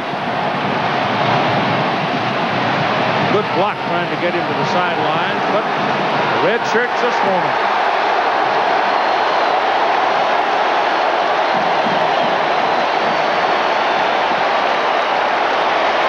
Watch the interception again now. From the left side of your screen, number 3. This is an interception for Torretta, but it's really the fault of the receiver because he didn't get in there where he was supposed to be. The quarterback is expecting the receiver to be in there on a little slant if they're blitzing, and he didn't get in there. The defensive back, Teague, knew where he was going. Yeah, but these receivers are not used to being treated like this either. And just get boxed around. Harris is small and Teague is big and jammed him at the line. Didn't get off the line of scrimmage. 12-yard line, and it's Miami's worst starting position of the night for a possession. Hand the ball to Donnell Bennett, and they eat him up. I don't think he got back to the line of scrimmage. If you're a Hurricane now, especially if you got number 13 and your name is Torretta, your confidence has got to be a little bit down. You've thrown 3 interceptions, and things have not gone well. You're playing the top defense in the country, and this is a long uphill climb. As you see, Cristobal, the right tackle, is back in the ballgame. It'll be second down and about 11. He did lose on that last play. Lemansky Hall is now right in the middle. That says blitz. Passes away, penalty flag down. Lamar Thomas has got it. Lamar Thomas is on his way down the sidelines. George Teague is after him and runs him down. Takes the ball. Takes the ball away from him. Teague's got the ball. And they tackle Teague back at the 12. But you got a penalty flag all the way back up here. At the 11-yard line at the other end of the field. Rogers Redding is talking with the official who threw it. They're walking down the field, and here's the call. Offside, and the offside is against Alabama. The offside is against Alabama. And so all of this flurry of excitement. George Teague is unbelievable. He can chase Lamar Thomas down from that far away. Teague is the man that just intercepted and ran the one in for a touchdown. Plays, the ball's coming back. Here's Rogers Redding. They'll take the play. They'll take the penalty. We have offside on the defense. 5-yard penalty. Replay second down. So Miami takes the play. Sure. Of course they take the penalty. But instead of Erickson have a completion way down, maybe a touchdown. This is a great throw here. Single coverage outside. Look at this throw. And look at Teague. Thomas is supposed to have some speed. And a great play by Teague, knowing he's behind him, knocked the ball out of his hands, and he takes it away from him. But Miami accepts the penalty. Offsides against Alabama. They keep the football, and this is a remarkable play by George Teague is firmly recorded for him to watch when he's 40. If they would have accepted they take the penalty because they don't want the play. The play obviously gives the ball over to Alabama. So put the football at the 16-yard line. Gene Stallings is man and horned again. Added second down and 5.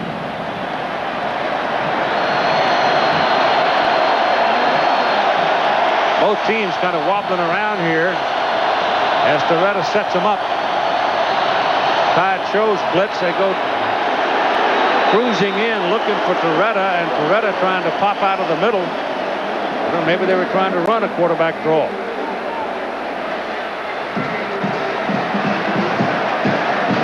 Let's go back to the previous play. See if there's an offsides, unless it's the man close down here at the bottom with his hand. Somebody's in the zone. Yeah, there he is right there. He may be lined up offsides. Yeah, it's hard to see anybody offsides. It's 55. That's Antonio London. Yeah. He got started a little soon, got in the neutral zone. What a big downer for Miami, though. You finally hit a play, your fastest receiver, one of your fastest. You think you got a touchdown, and you end up back inside your own 20 again. And on top of that, just for show, he had the ball taken away from him. Torretta lets it go, intended for Copeland, and Torretta is just buried under the red shirt as he let the pass go, and he misses. It's fourth down. There's a look at Alabama defensively. They've taken it away 4 times. They've got 21 points off the turnovers. Miami's only 3 of 8 on third down conversions, and 5 times Miami has had the ball 3 plays or less and out. David Palmer now comes back, wait for the punt, and he's going to be standing somewhere around his 45-yard line waiting for the kick. It'll be the 4th punt of the night by Paul Snyder. Should be pretty good field position. Palmer will take it, take off with it, and bring it back to about midfield. And time with Buskey, the Alabama tight end. Steve in a collision with Gaston, Willie Gaston, and Gaston came off the field, admittedly rather gingerly, but he's standing on the sidelines now, waiting for some word about his teammate. And it looks like Steve's going to get up. Here's what happened to them. They were trying to get to the football to down it near the goal line. They had a collision. And in the course of that collision, Buskey really took a rap. But he's up. Keith, I know you're going from here on over to Atlanta, and while I've got a chance, I want to congratulate you on receiving the 1993 Amos Alonzo Stagg Award. It's given by the American Football Coaches Association, one of their most prestigious awards, and they don't rarely give that to, well, usually give that award to anybody but college football coaches, and we, all of us at ABC, want to congratulate you, and thank you for being a friend, and appreciate that. Congratulations. Thank you. That's one of the awards I think that one can carry around with pride, because it's been working with these guys 40 years, and I'm very happy to have the privilege of being with them. Pass is completed out to the 36-yard line, caught by Horace Copeland. And that's going to move the chains for Miami, so they pick up a first down on that passing play. But the third quarter, the world is just, the sky has fallen on it, really. But there's a whole quarter left. Well, there really is. I mean, they're down by 3 touchdowns, and there's 4.5 minutes to play here in another quarter, and Miami does possess the guns, but they're going to have to turn it around from the way they've played the first 2.5 quarters. Kevin Williams is on a post pattern, and they can't get the ball to him. Alabama picked him up. He had 2 people with him. Sam Shade and Antonio Langham were running step for step with Kevin Williams. Now, when Langham slides to the outside, that means he's got help back to the inside. There you go, 31 Shade, and Langham 43, both double covering him. Now, Alabama has been doing a nice job all night in disguising and double covering different people. So look at Buskey, who was injured on that punt coverage down in the end zone. It looks like concussion, doesn't it? Second down and 10.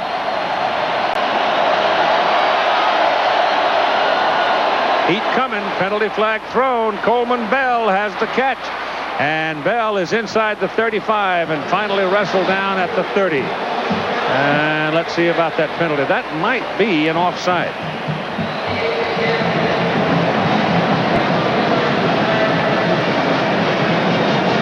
Alabama, play stands. Miami's on the Alabama 30. Tomorrow, the NFL playoffs begin on ABC Sports at 12 noon Eastern. First game, Washington at Minnesota. Second game, AFC champion San Diego Chargers at home with the Kansas City Chiefs. That's all tomorrow on ABC Sports. And as they come out of the huddle, a quick word from Jack Arute on Steve Buskey. Well, Keith, good news. As you see behind me, they're taking off the shoulder pads. He may be out for the day, but the doctors have said that he's okay. He just got his neck snapped back, and they're just going to ice him down. But that's good news after a scary couple of moments. Shotgun. Toretta lets it go, and the pass is incomplete. The man trying for the interception was Lemansky Hall. Hall, who normally plays outside, has been inside a lot tonight. And he was inside that time. Second down and 10 coming up. Hall was a former defensive back, moved to linebacker. Hurricanes have won 29 straight. Their last loss was at Notre Dame. That record is in big-time jeopardy here tonight. Alabama will then hold the long winning streak. They came in with 22 in a row. Here they come. Right up the middle. Oh, my goodness. Eric Turner.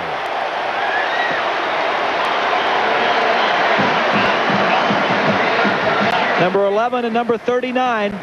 Blitzing right up the middle. Huge gaping hole. And he does a nice job, Turner. Turner was fortunate to be at Alabama. He hurt his knee as a high school senior. He's a true freshman this year. Last year he hurt his knee, didn't play a lot. And it was only when another Alabama recruit went somewhere else that Turner was able to sign and come to the University of Alabama. Third down and 10 from the Alabama 30 for Miami. Lamar Thomas trying to come inside on that wide receiver screen, and Chris Donnelly will have none of it. The junior from Germantown, Tennessee, took him down. And the ball is at the 19-yard line. That is the deepest Miami penetration. Excuse me, at the 24-yard line. That is the deepest Miami penetration of the night. Remember, the two field goals now were 49 and 42. Big ones. It's 4th down and 4. You need touchdowns, not field goals here. Right. They're all up there. Here they come. Right up the middle again, and that pass is incomplete. There's a penalty flag. And who was it coming up the middle? Teague? I think it was Turner again. Turner? Okay. Same blitz. Same blitz. Worked, but I think somebody got there too soon. Teague is down, hurt on the field. That's George is back there around the 11-yard line. It's offside against Alabama. And this young man has been a mountain tonight for the Tide defense, and he's shaken up.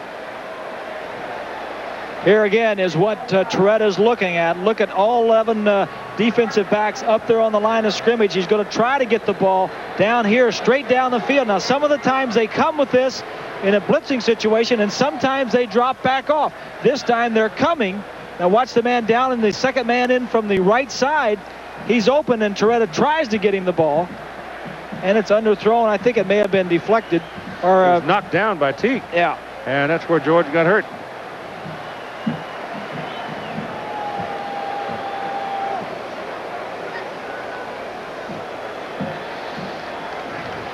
And there's a man at the top, top. lined up offsides. Yep. That's Curry. Teague has got an ankle problem, I think. At least that's what it looks like. You've got 3:08 to go in the third quarter. 27-6. Alabama has a 21-point lead over the defending national champions. Miami coming in ranked number 1 in the nation. Alabama ranked number 2. Number 3, Florida State, was ahead by 20 over Nebraska. Notre Dame beat Texas A&M today, roundly, out of the Cotton Bowl. Next Saturday here on ABC Sports, the Pro Bowlers Tour premieres at 3 Eastern and Pacific. They'll be in Torrance, California for the AC Delco Classic. And then the world's top skaters will be on the ice for a dramatic pairs and dance competition, the Durasoft Colors World Challenge of Champions. All next Saturday here on ABC Sports. So there's Kitty and Peter Carruthers in the picture there. And now George Teague walking off. George had 6 interceptions coming into the game tonight before he intercepted that last one and ran into the touchdown. And those other 6 interceptions coming in, he had no return yardage. Sure made up for it tonight, didn't he? He saved up. Boy. Well, it's just the Kane offense has just absolutely been beleaguered. They're inside the 20 for the very first time. Yep. Little time this time, throws it out to Bennett. Bennett runs into 3. Alabama people over there. Willie Gaston is back in the lineup, number 22. He was involved in that collision with Buskey, but he's shaking it off. Buskey is out of the ball game. He's taking the pads off. Ball is down on the 15-yard line, 2nd down and 6.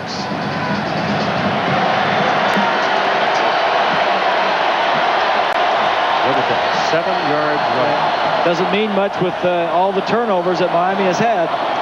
This is Bennett, ran right through 2 tacklers and moved the ball down close to the 12-yard line. So it looked like they had him back behind the line of scrimmage. Mario Morris, he's was the starting inside linebacker tonight, replacing Michael Rogers, who was involved in a traffic accident over the holidays and couldn't play. There's Mario, sophomore from Decatur.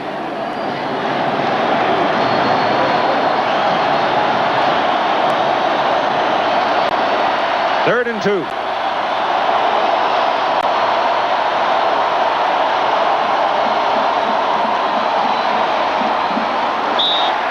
That's pretty good coverage, isn't it? You got to believe it is.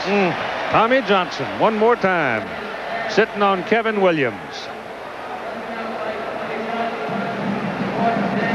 Second man in from the right side. He's going to break to the outside right at us. And number 10, Tommy Johnson, who is the nickelback that's played all night, breaks up his 4th pass on the night. He has a sack, a quarterback sack, a forced fumble, and an interception. Pretty busy young man. 4th down.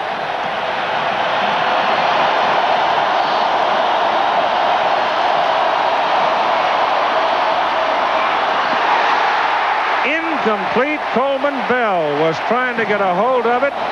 It was slapped away by Sam Shade, number 31.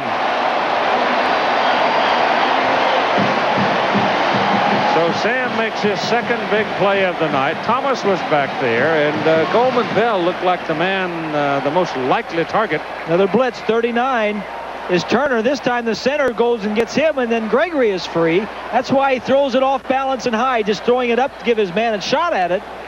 That's just good coverage. Bell came with a, he got the ricochet and almost got it. Tommy Johnson was the man who looked like that actually got his hands on it. So Johnson makes another play. Johnson again. Yeah, there he is. He's rivaling George Teague now, isn't he? Palmer on a reverse. Runs past Darren Smith and will pick up the 1st down. He just outran Smith. That may be the only time this year that anybody has outrun Darren Smith coming around the corner.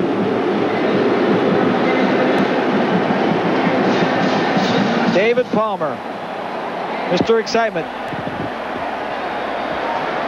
From behind the offense, little fake to Lassick. They try to get the ball to Palmer 10, 12, 15 times a game. They haven't needed it here tonight, but he can fly. And it's 1st down at the 37-yard line.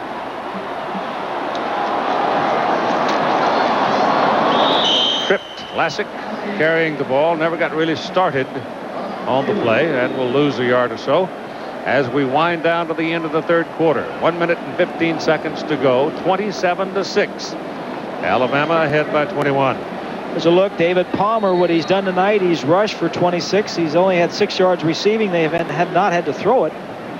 37 on kickoff returns. The 1 punt return set up a field goal.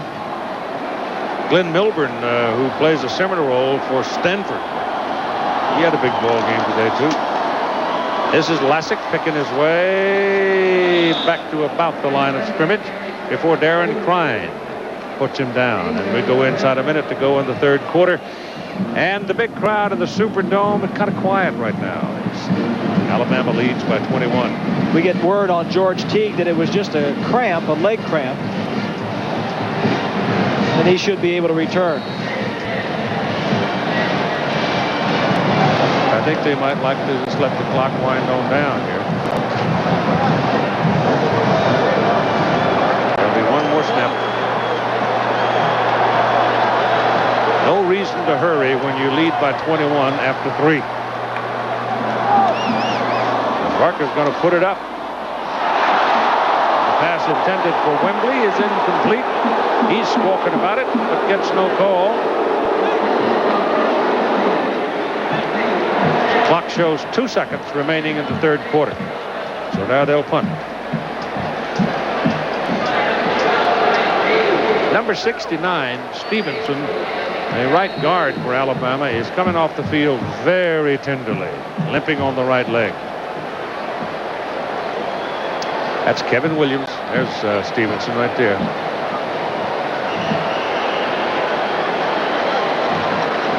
Here's Williams now sitting back there. Brian Deal looks for the snap just inside his own 30. Deal pops it out of there and gets a lot of air under it and runs Williams all the way back to the 17-yard line. Finally gets a little bit of help on the corner. And I'll tell you what, that's pretty good coverage of a punt. The quarter is over. After 3, 27-6. We'll be back after this message and a word from our ABC station.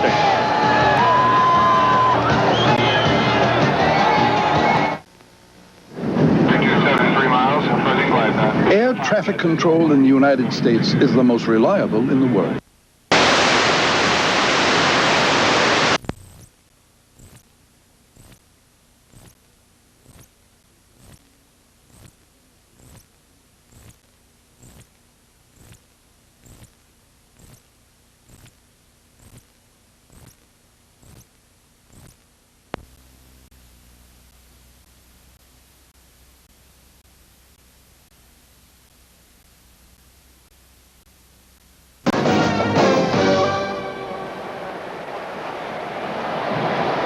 That simply says the fourth quarter belongs to us. You see a lot of football teams doing it, but that's Alabama, their side of the house.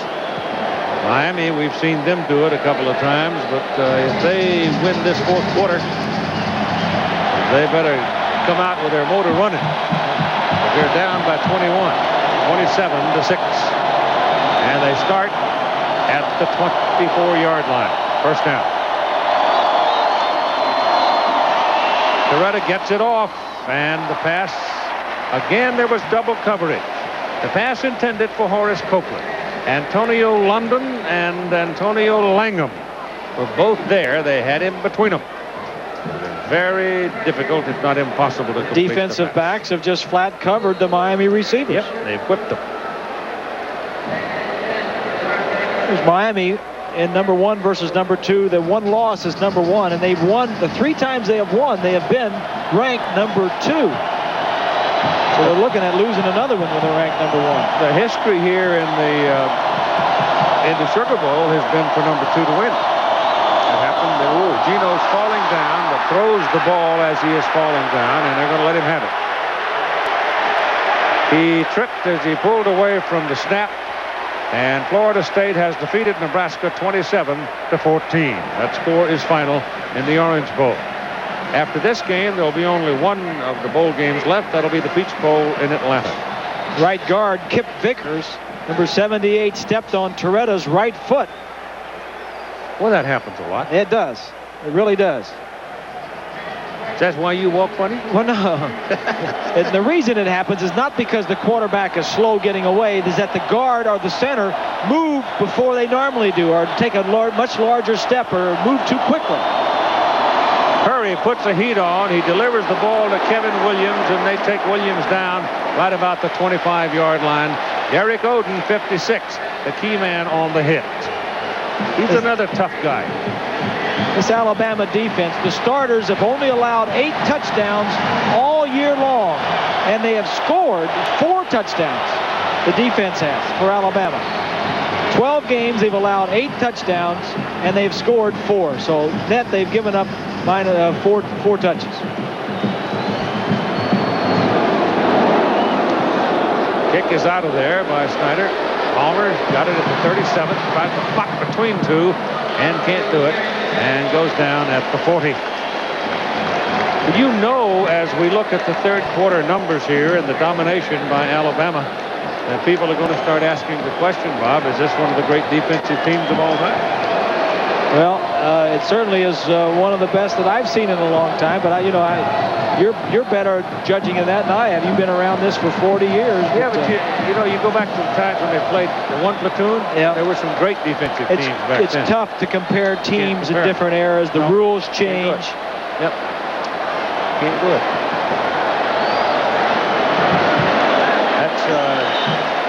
That's Lynch carrying the ball there, and he picks up about 4 yards. A moment now with Jackaroo.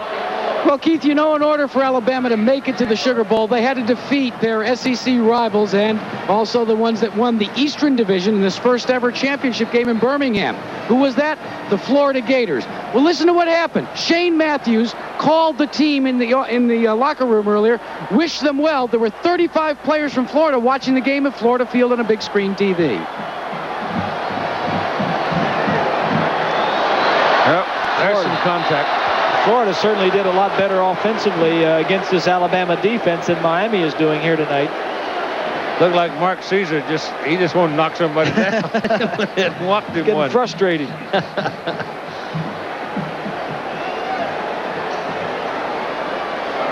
have a dead ball foul.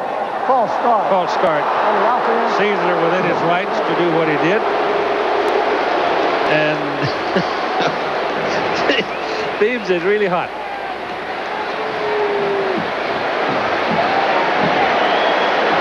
He knows these guys, these officials, too, because he was in the Southwest for so long. That's what happened in the postseason with these Southeastern Conference teams. Now, I walked around for much of this year thinking that the Pac-10 might have been the toughest league in the country. But right now, there's no argument. This is a great barometer, a great judge of the strength of the conferences. Second down and 12. And this is Tarrant Lynch being rolled backwards as enough Canes get a hold of it and tumble him back. There is one game left to play, as we said a little while ago, in the Peach Bowl, as Mississippi State Jackie Sherrill's ball club plays North Carolina over in Atlanta.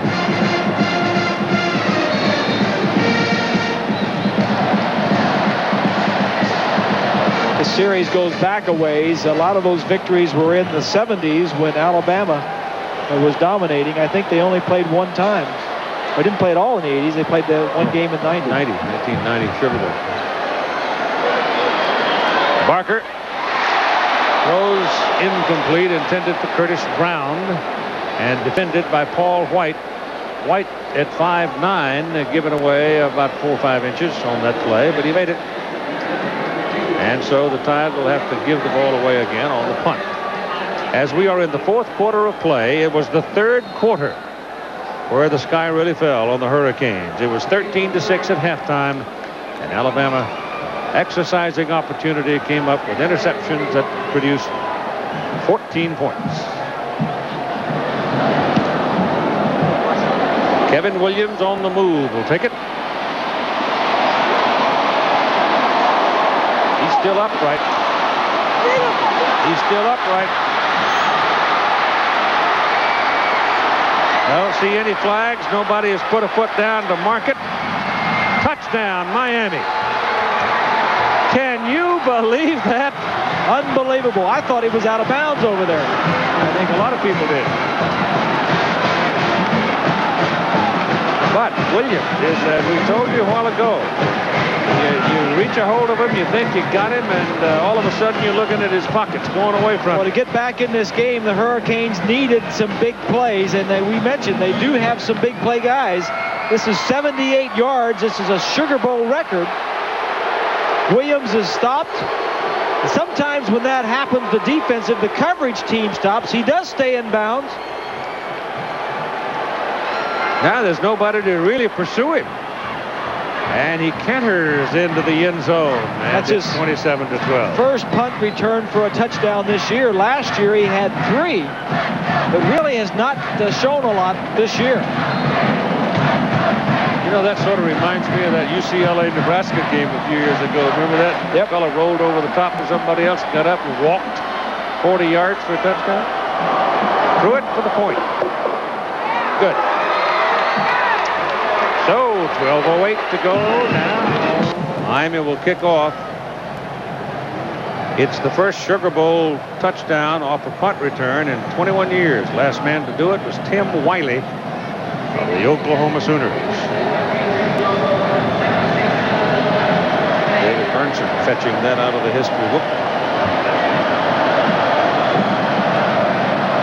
And Alabama smells onside here. They've got DBs and receivers up. It's Kevin Williams up there on the kickoff team too, Keith. Yep. He's the safety valve. Kick it away. Palmer circles at the 5.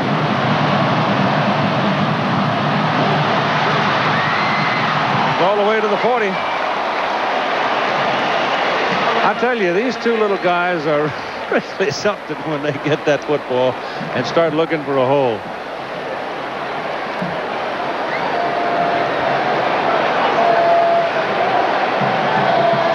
Right side of your screen on the bottom there is Sonny Lubick. He is the defensive coordinator for the Hurricanes, has been for the last 4 years, and Sonny is moving on to be the head coach of at Colorado State. Well, he was out there as an assistant. Yes, he was. Going yes, back. He was. Likes that lifestyle. Yep. Tommy Tuberville is going to move up and replace him as the defensive coordinator. I have to talk to Tommy about that big loop and slice he hit across 2 fairways. Here comes Palmer around the corner, and Michael Barrow is waiting for him and puts him on the ground. In fact, there were 2 Canes staying at home, Dexter Siegler, the boundary cornerback, as well as Barrow. Michael Barrow is playing in his 36th straight start. He is playing in his last game also as a Hurricane. He's their leading tackler and in their is their inspirational leader. Well, it was his 11th tackle on the night. It's 2nd down and 14. If they hold him right here, Bob, or get a break right here and get another quick touchdown, it'll quicken the pulse a bit, won't it? Just can't have a turnover. Fake reverse. Lassick kept it. Picks his way through the crowd. Big play to midfield. Close to a first down. Actually, if you're Alabama now, Keith, you don't need more points. What you'd really like to do is to drive maybe 10, 12, 15 plays and take some time off the clock. And if you do get some points at the end of it, that'd be great. I tell you, that may be a very big play right here, because if on 2nd down and 14, you got him off the hook, got him into a position where they know at least it's 3rd and 1. And now they can take at least 4 more snaps. Boy, that's a big play. It's a lot of time off the clock. While they bring the chains in, we'll tell you it's a crowd of 76,789. Just a little short.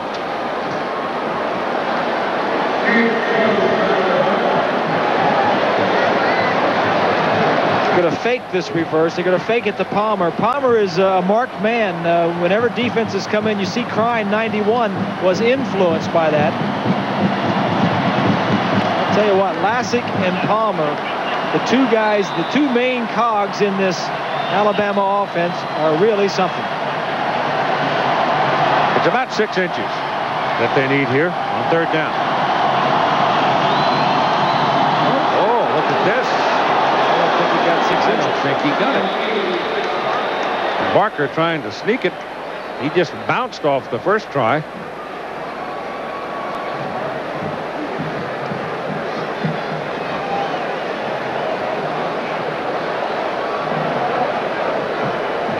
Armstead was the guy in the bottom. Lopez was in there too, number 71 for the Hurricanes. But, you know, how do you... One of the linesmen on the side puts his foot down somewhere, and there's no way to get an accurate read, but this is just all part of the game.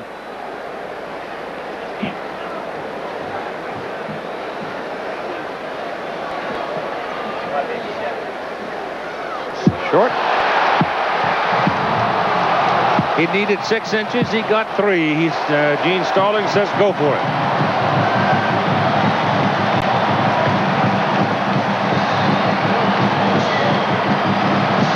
Got to think of Bear Bryant right here. You know, he talks so much like Bear Bryant. This offense, this whole team is very similar what Bryant would have, Keith. And you knew him a lot better than anybody else probably, or more like most people. Strong defense and a strong running game.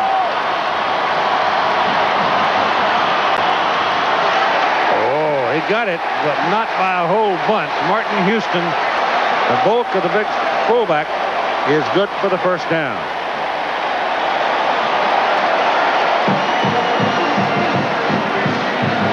Right side, that's Johnson, number 5, the tight end. Smith, 45, gets a piece of him, and then Barrow just falls off. I'll tell you what Paul Bryant liked. He liked tweeners. You mean guys that were not All-Americans out of high school, but guys who could play, and guys who were coachable, and people that would spend what they had and give him what they could afford. And well, here's one right here in Jay Barker. Yes, sir.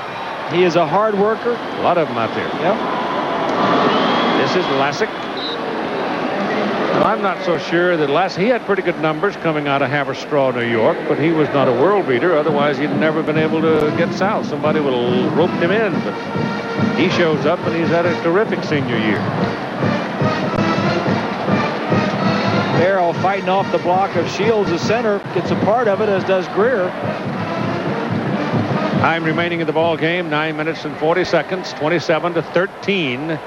14-point deficit. Miami needs to get the ball back and then do something with it. Sherman Williams is the deep man. They show blitz. Marley does from the outside, takes off. Oh, he got a lick on him too. And Houston will move the ball to about the 48. You can see Marley almost jumped. He got backed out of that neutral zone and then went after him and got him before he got to the line of scrimmage. Now Palmer and Brown will check into the lineup for Alabama.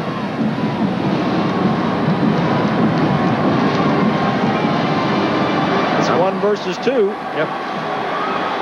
Number 2 has won the last 4 games. Lynch is the big man. They pitch it back, however. Oh, look at this. Williams lets it go, and he throws. Oh, that's interference. They ran over Palmer. 3 Canes down there, and they just ran over him. And it's a 15-yard penalty and a first down. Siegler and Greer and Harris, and I think all 3 of them got a piece of him. A little bit of resignation there on the face of Dennis Erickson. Well, he didn't have to interfere because the other man coming from the 29 is going to interfere with him, Greer. He doesn't see it, but from the left side, right there, Harris would have intercepted the ball. The ball was underthrown. Now watch Palmer, number 2, as he's going to have to slow up, come back. He's the only one that sees it. Now he gets mugged by Greer. That was a pathetic pass that Williams he just slipped out of his hands. He just lost his grip on it and couldn't spin it at all. But when they're going right, nobody ever asked how, did they? Just how many? First down from the 33 and up to Williams in the middle. Works his way down close to the 25. So they're doing here, I think, Bob, just what you mentioned a while ago, what they want to do. Just hold on to the ball. Yep. Snap the ball and run the clock.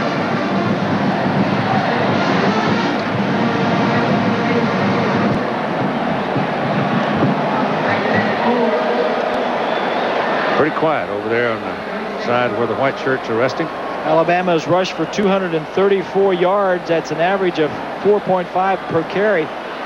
Those yardage is more than Miami has given up. Well, it's a night for Roll Tide, and those of you in New Orleans who think you won't be hearing it into the wee hours of the morning, you better be getting on the train and going somewhere else, because these folks are going to have a party. 29 consecutive wins coming in here, so the last time they lost a game was October 20, 1990 at Notre Dame. And so some of these young people from Miami don't know the shock of losing a ball game. Williams carries there and rolls out of bounds to kill the clock. So they'll be looking at short coming up here. Talk about the players of Miami. What about the coach? The coach has only lost 3 games in the 4 years that he's been at the university. Erickson is 44-3. Coming into the game tonight, he's won 2 titles in 3 years. Gene Stallings, on the other hand, only has lost 6 games in his 3 years. He's 30-6. Yeah, but both of them have been seasoned. Oh, yes. 3rd and short. 3rd and about a yard, and up the middle goes Houston. Keeps on pounding and gets the first down at about the 20-yard line. Well, you went through it with the Miami Dolphins. You guys won that championship 17-0. It must have been a shock, even at an advanced. It is. You just can't believe you're ever going to lose, Keith. And the Hurricanes this year pulled some games out that were very close, but eventually you have to lose. And the next year we came back and went 15-2 and were probably stronger than we were the year before and won another championship. So Miami's going to lose a lot of players, as I mentioned. They've got 13 fifth-year seniors on that ball club, but they've got a lot of young players to step up. First down, Alabama, down at the Miami 20, leading 27-13, and 7:20 to play in the ball game. And up the middle goes Lynch. Inside the 5, 1st and goal Tide. And they're starting to dance in Opp and East Boga and Coleman and Montgomery. Just poor tackling and good running, good blocking by Alabama. Houston doesn't get a chance to carry the ball much. 6 is Harris, the free safety. He misses. Ball just inside the 5, first and goal. And time call by Rogers Redding, charge to... What these Hurricanes have done over the last decade is it's one of the great stories in the history of sport. I don't care what your sport is. And they're taking a licking tonight, but... Well, they've been in the top 3 of the final AP polls 7 straight years. Yep. This is Williams. And Bass grabs a hold of it, rides him out of bounds at about the line of scrimmage. Michigan won today in the Rose Bowl, getting by Washington. Terrific game. The Wolverines have now won 730 games, more than anybody else. Notre Dame has 711. And if Alabama holds on and wins here tonight, then Alabama and Texas will be tied for 3rd with 682 wins. So that tells you something about what's been going on at Tuscaloosa all through this century.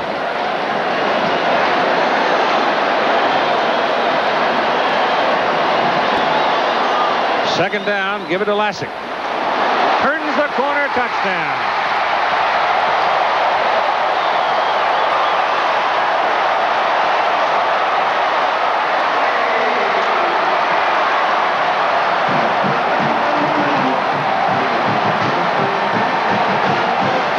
Lassick scores the touchdown, but it's Hammond and Wilson and Johnson and Magnum up front. The guys doing the blocking, and Lynch, 45, the fullback.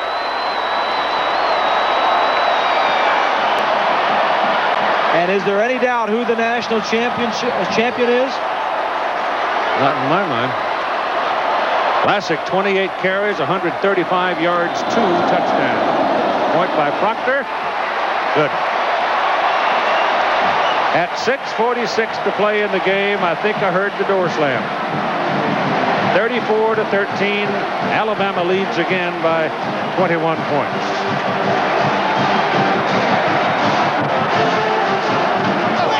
The Alabama scoring drive reflected there.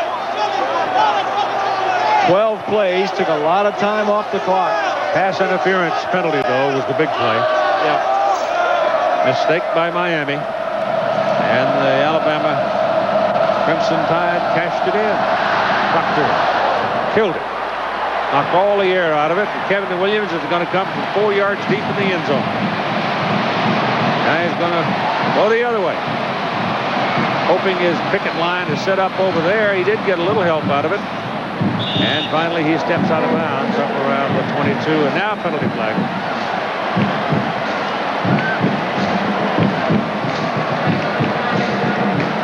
Alabama man was knocked down. And you got a personal foul going to be called against Miami. Number 40 took a lick, and Mickey Kahn is leaving the field.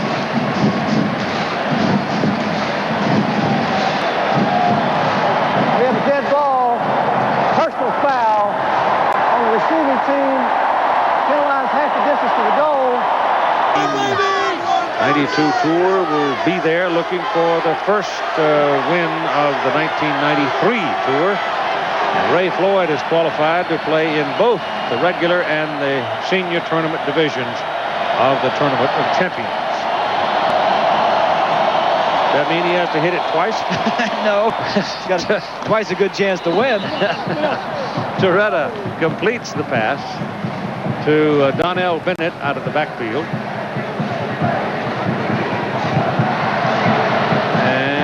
They will move the marker up to about the 21, no, to the 18-yard line. Been a long, tough night for Gino Torretta. Brilliant career, 26-1, about to become 26-2. One national championship, the Heisman Trophy, the school's most decorated player, but it has been a miserable last game for him. Down the middle, the pass is incomplete, intended for Copeland.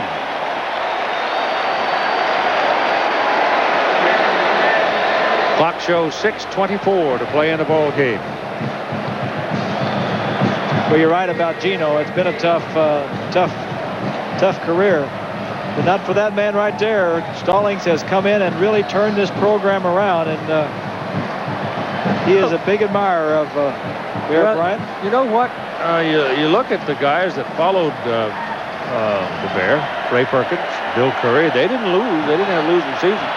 I mean, their winning record when they departed the capstone, they were winning record. But there's more to it than that. Here's a pass to Kevin Williams, and Williams getting to the sideline, stopping the clock, and I don't think he made the marker. They had pulled the marker out of the way, and Kevin didn't know exactly where it was, and I think he pulled up just a little short.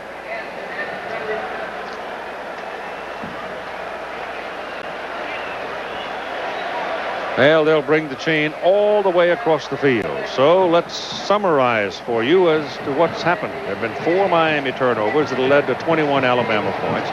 Alabama has run the ball very well tonight. Kevin Williams had a pretty good night in all-purpose yards, but Lassick was a bull of a man running from the backfield for Alabama with 135 yards rushing, 2 touchdowns. And other than that, it's been Miami mistakes. Plus the fact that Miami hasn't run a lick. They've gained 11 yards on the ground. No, they haven't. And you've got to be able to run some to keep that rush, the pass rush off to help you throw the football. But do not worry about the future of Miami football as long as Dennis Erickson's around. I do believe that you'll find him to be bouncing back next year with a pretty good football team, even though the losses are going to be really heavy. A lot of people leaving. Well, they lose 8 starters off of the offensive team alone, Keith. Well, you got young Walsh over there. And Frank Costa. And Frank Costa is the more seasoned of the quarterbacks. It is 4th down, and Miami is going on 4th and 1. So he was a little short. And they get it with Donnell Bennett. So that's the 1st down.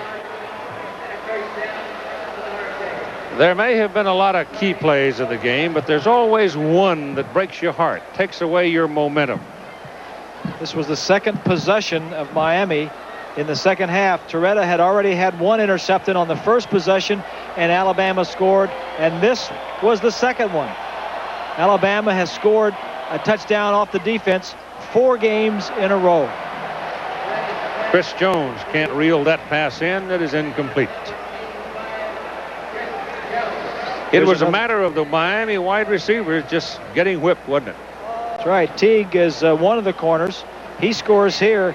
And Langham, Antonio Langham, had scored in the 3 previous games. So of the 2 cornerbacks for Alabama, they scored a touchdown in the last 4 games this year. And one of the more remarkable plays of the ball game was made by George Teague, and yet doesn't count because of an offside penalty. Well, he actually saved a touchdown. It saved a touchdown. Yep. Torretta hits his man down the middle. That's good for a 1st down. Making the catch is Chris Jones, the sophomore from West Palm Beach. And so let's put the ball at about the 46 and call it 1st down Miami.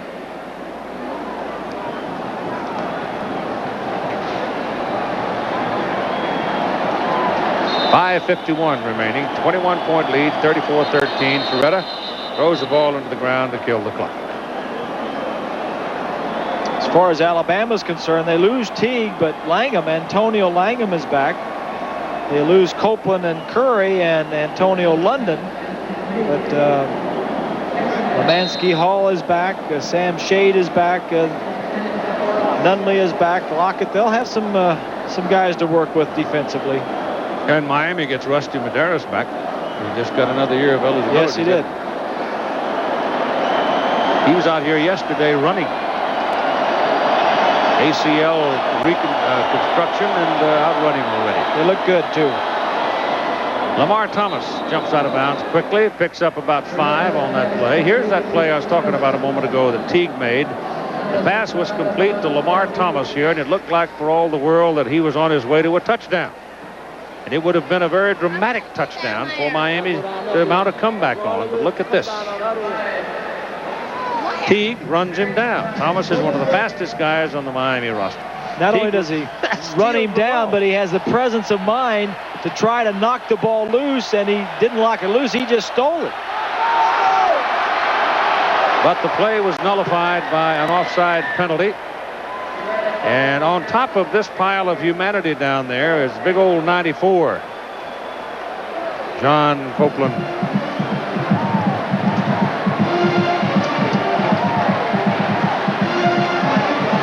I was on the flight after the SEC championship game with Copeland and Curry. They went out to the Bob Hope show, and we found a way to put them up there where the seats are a little bigger.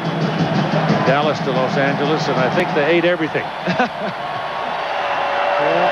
Well, they're roommates, Curry and Copeland. They have 39 career sacks between them. And Torretta lets it fly. Kevin Williams cannot run it down.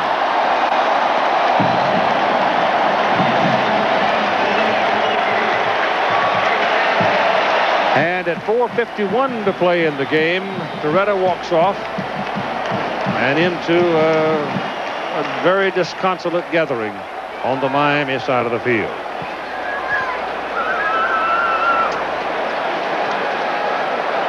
Ruth Ann Stallings.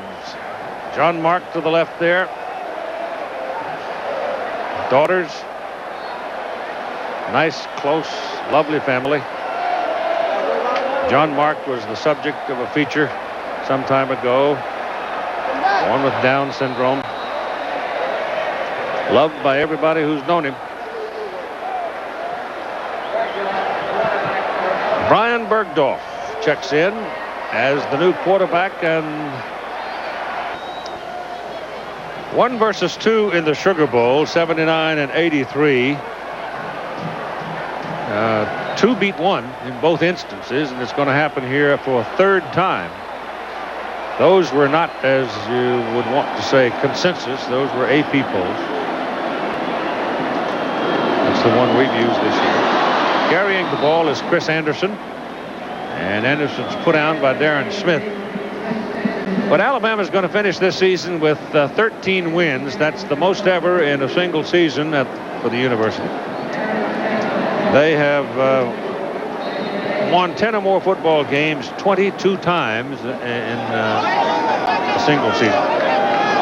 No other school has had that many 10-win seasons. They have won 20 Southeastern Conference championships. Well, it's kind of like that old-timer said when he called me the other day, that we weren't too bad back in the teens and 20s and 30s. Some people have said this year that Alabama had a soft schedule, and looking at it, 5 of their 12 opponents up until this game had only 5 of 12 had winning records. But as it went on, as it looked like we're getting something ready here for Coach Stallings. As it went on, they beat the best that the SEC had to offer. And the SEC is undefeated in postseason play. Yes, they are. 5-0 so far. And look like they may be headed 6-0 if Mississippi State handles North Carolina. Bergdorf's an option man. And pretty quick, comes out of Cedartown, Georgia. And he's pretty close to a first down with that play. Yes, they have mixed the brew now for the coach. I hope he wore an elderly coat.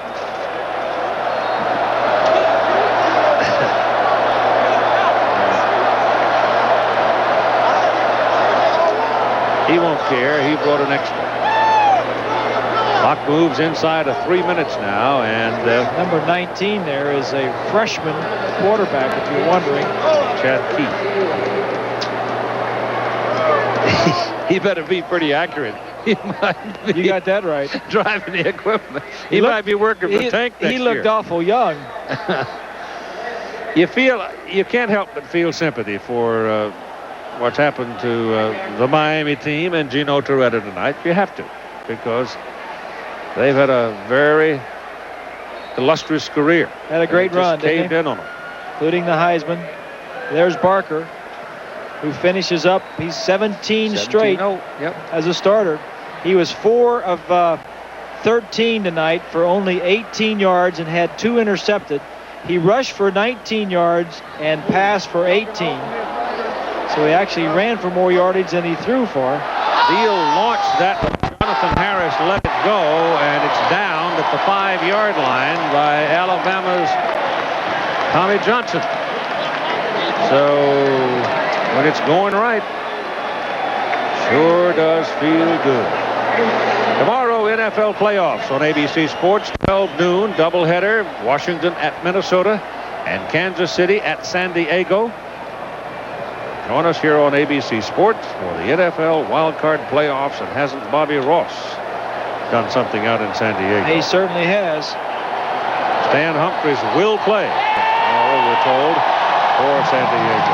How about Dennis Green up in Minnesota? Denny Green, 2 college coaches, stepped right into the NFL and done a terrific job. And Marty Schottenheimer's done a great job in Kansas City. Yes, 2.5 minutes. And a lot of folks have started home already, I'm sure, just to begin the partying, but Donnell Bennett runs it well up the middle and gets a first down across the 20-yard line for Miami. I would imagine by the time... That's cold there. They're putting ice in the water now. That's really? cold. That's not too nice. I mean, water's bad enough, but ice water. There's Hootie now. Hootie's got a red coat on. That's liable to run. Hootie better be smart and get away from the coach. I noticed he's putting his glasses away. They smell something coming here. There's a quick shot to the sidelines. The pass is complete to Jonathan Harris for about six yards. Toretta now is, if you're interested, 22 of 49 for 235 yards, but the key number is the 3 interceptions that were turned into 3 touchdowns for Alabama. There was a building story for this Alabama defense as we neared the end of the season, Bob. In 3 of its last 4 games, Toretta back. Pass is no good. Incomplete. In 3 of the last 4 games, Alabama held LSU to 22 yards rushing. Auburn got 20 yards, and Florida got 30 yards on the ground. So the group was in the pudding pretty good. Oh, that's for sure. And they led the nation in run defense at Alabama defensively. Miami has 22 today, including that last run by Bennett.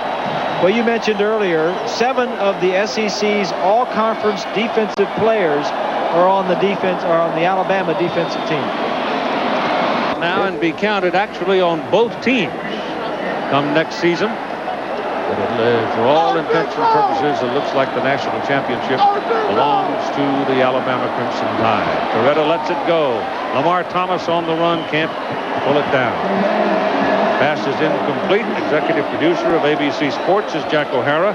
Coordinating producer of ABC's College Football, Bob Goodrich, who produced today's game. He was directed by Larry Camp. Good job, Larry. Technical director Gary Larkins, always good job, Gary. Associate producer for College Football, Jim Ressler. Associate director David Kiviat. Production manager Arthur Budagian. Technical operations managers Mark Smith and Hal Schmitz. Assistants to the producers Steve Shunk and Paula Coker. Our statistician Dave Burnson. Our spotter Todd Barry. They run the ball with Bennett. No, not Bennett. Jones. And Jones with fresh legs. Moving it up near midfield. Our computer stats, Mark Amento. We've got to go to cold Minnesota tomorrow. And our booth coordinator, Paula DeBleek, who goes to cold Minnesota and calls it home. And our sideline coordinator, Dick Shepard. Great job, guys and gals. And Jack Arute is leaving shortly to join the party in East Toboggan. Lamar Thomas was the target. Couldn't get it.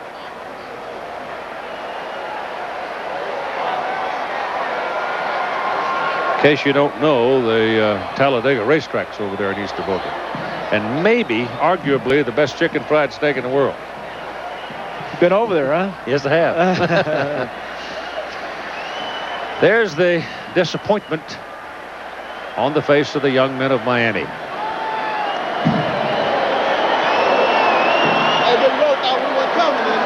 A little flip. Jones breaks some tackles. And they finally wrestle him down just over midfield. And we're coming up on a minute to play in the football game. And so in the USF&G Sugar Bowl, number 2 has turned away number 1 tonight. And the coach of number 2 is about to get soused, just doused and drenched. That thing is full of water. And I think he knows it's coming.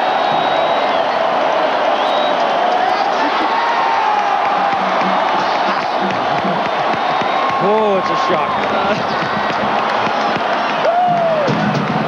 Beretta lets it go. Pass is caught by Chris Jones down inside the 10, and Miami has a chance to put another touchdown on the board. But the frivolity has started on the Alabama side. The celebration has begun. I don't think that Alabama's going to really care a whole lot whether or not Miami puts it in the end zone here. Well, Alabama's defense has not been scored on tonight. The one touchdown Miami did have, it was on a punt return. Let's see, who do you put by? Did you put the big guys back in? No. Some are in there. Langham is in. I see Johnson in. Yeah, a lot of them are back in there. Copeland and Curry are not. This is Larry Jones. And he pounds his way down inside the 5.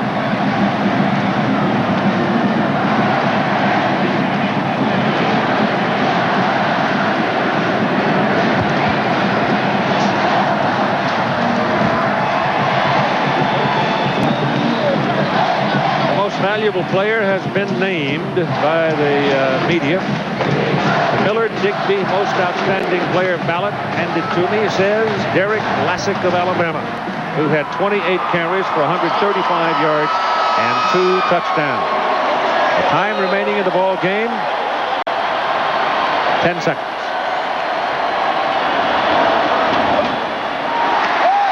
Pass is incomplete. Well, there's no question that Lassick is deserving for what he has done, but I'll tell you what, there's some players on that Alabama defense that certainly needed some strong consideration. Tommy Johnson, George Teague. Ruthie just can't. She's a nice lady. She sure is. Yeah, you can finally raise that finger and say we're number 1.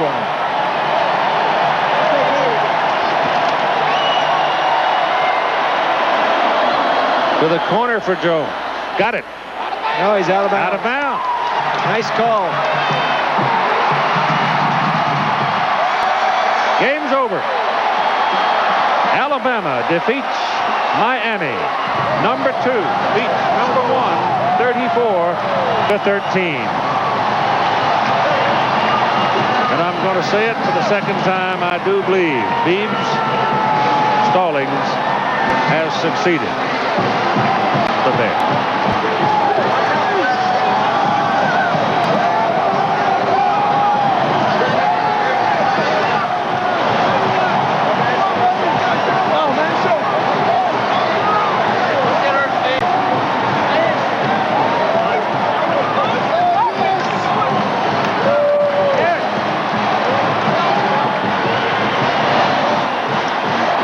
Jackaroo with a man who was very prominent in tonight's ball game, George Teague. Well, George, first of all, even though it was called back for an offsides, describe how you made that great steal from Thomas. Oh, wow. It was very exciting. I thought he was going to score. I had to pick it up a little bit. I was fortunate enough to get my hand in, rip it out, and hold on to it and try to run. And then the key play of the game, absolutely. Take us through the interception. Oh, I've been dreaming of one of those for about 4 years now. Gino, he just happened to throw it right to me. They had nobody in front of me. Went in for a score.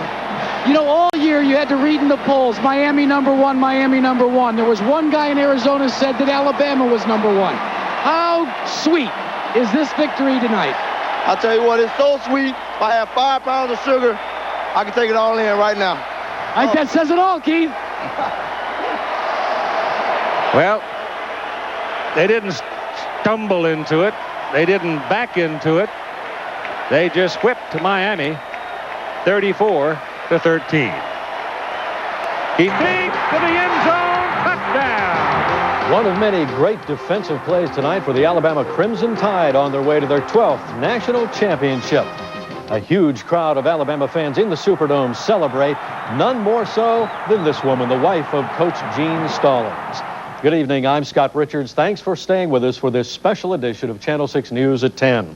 Now tonight we're going to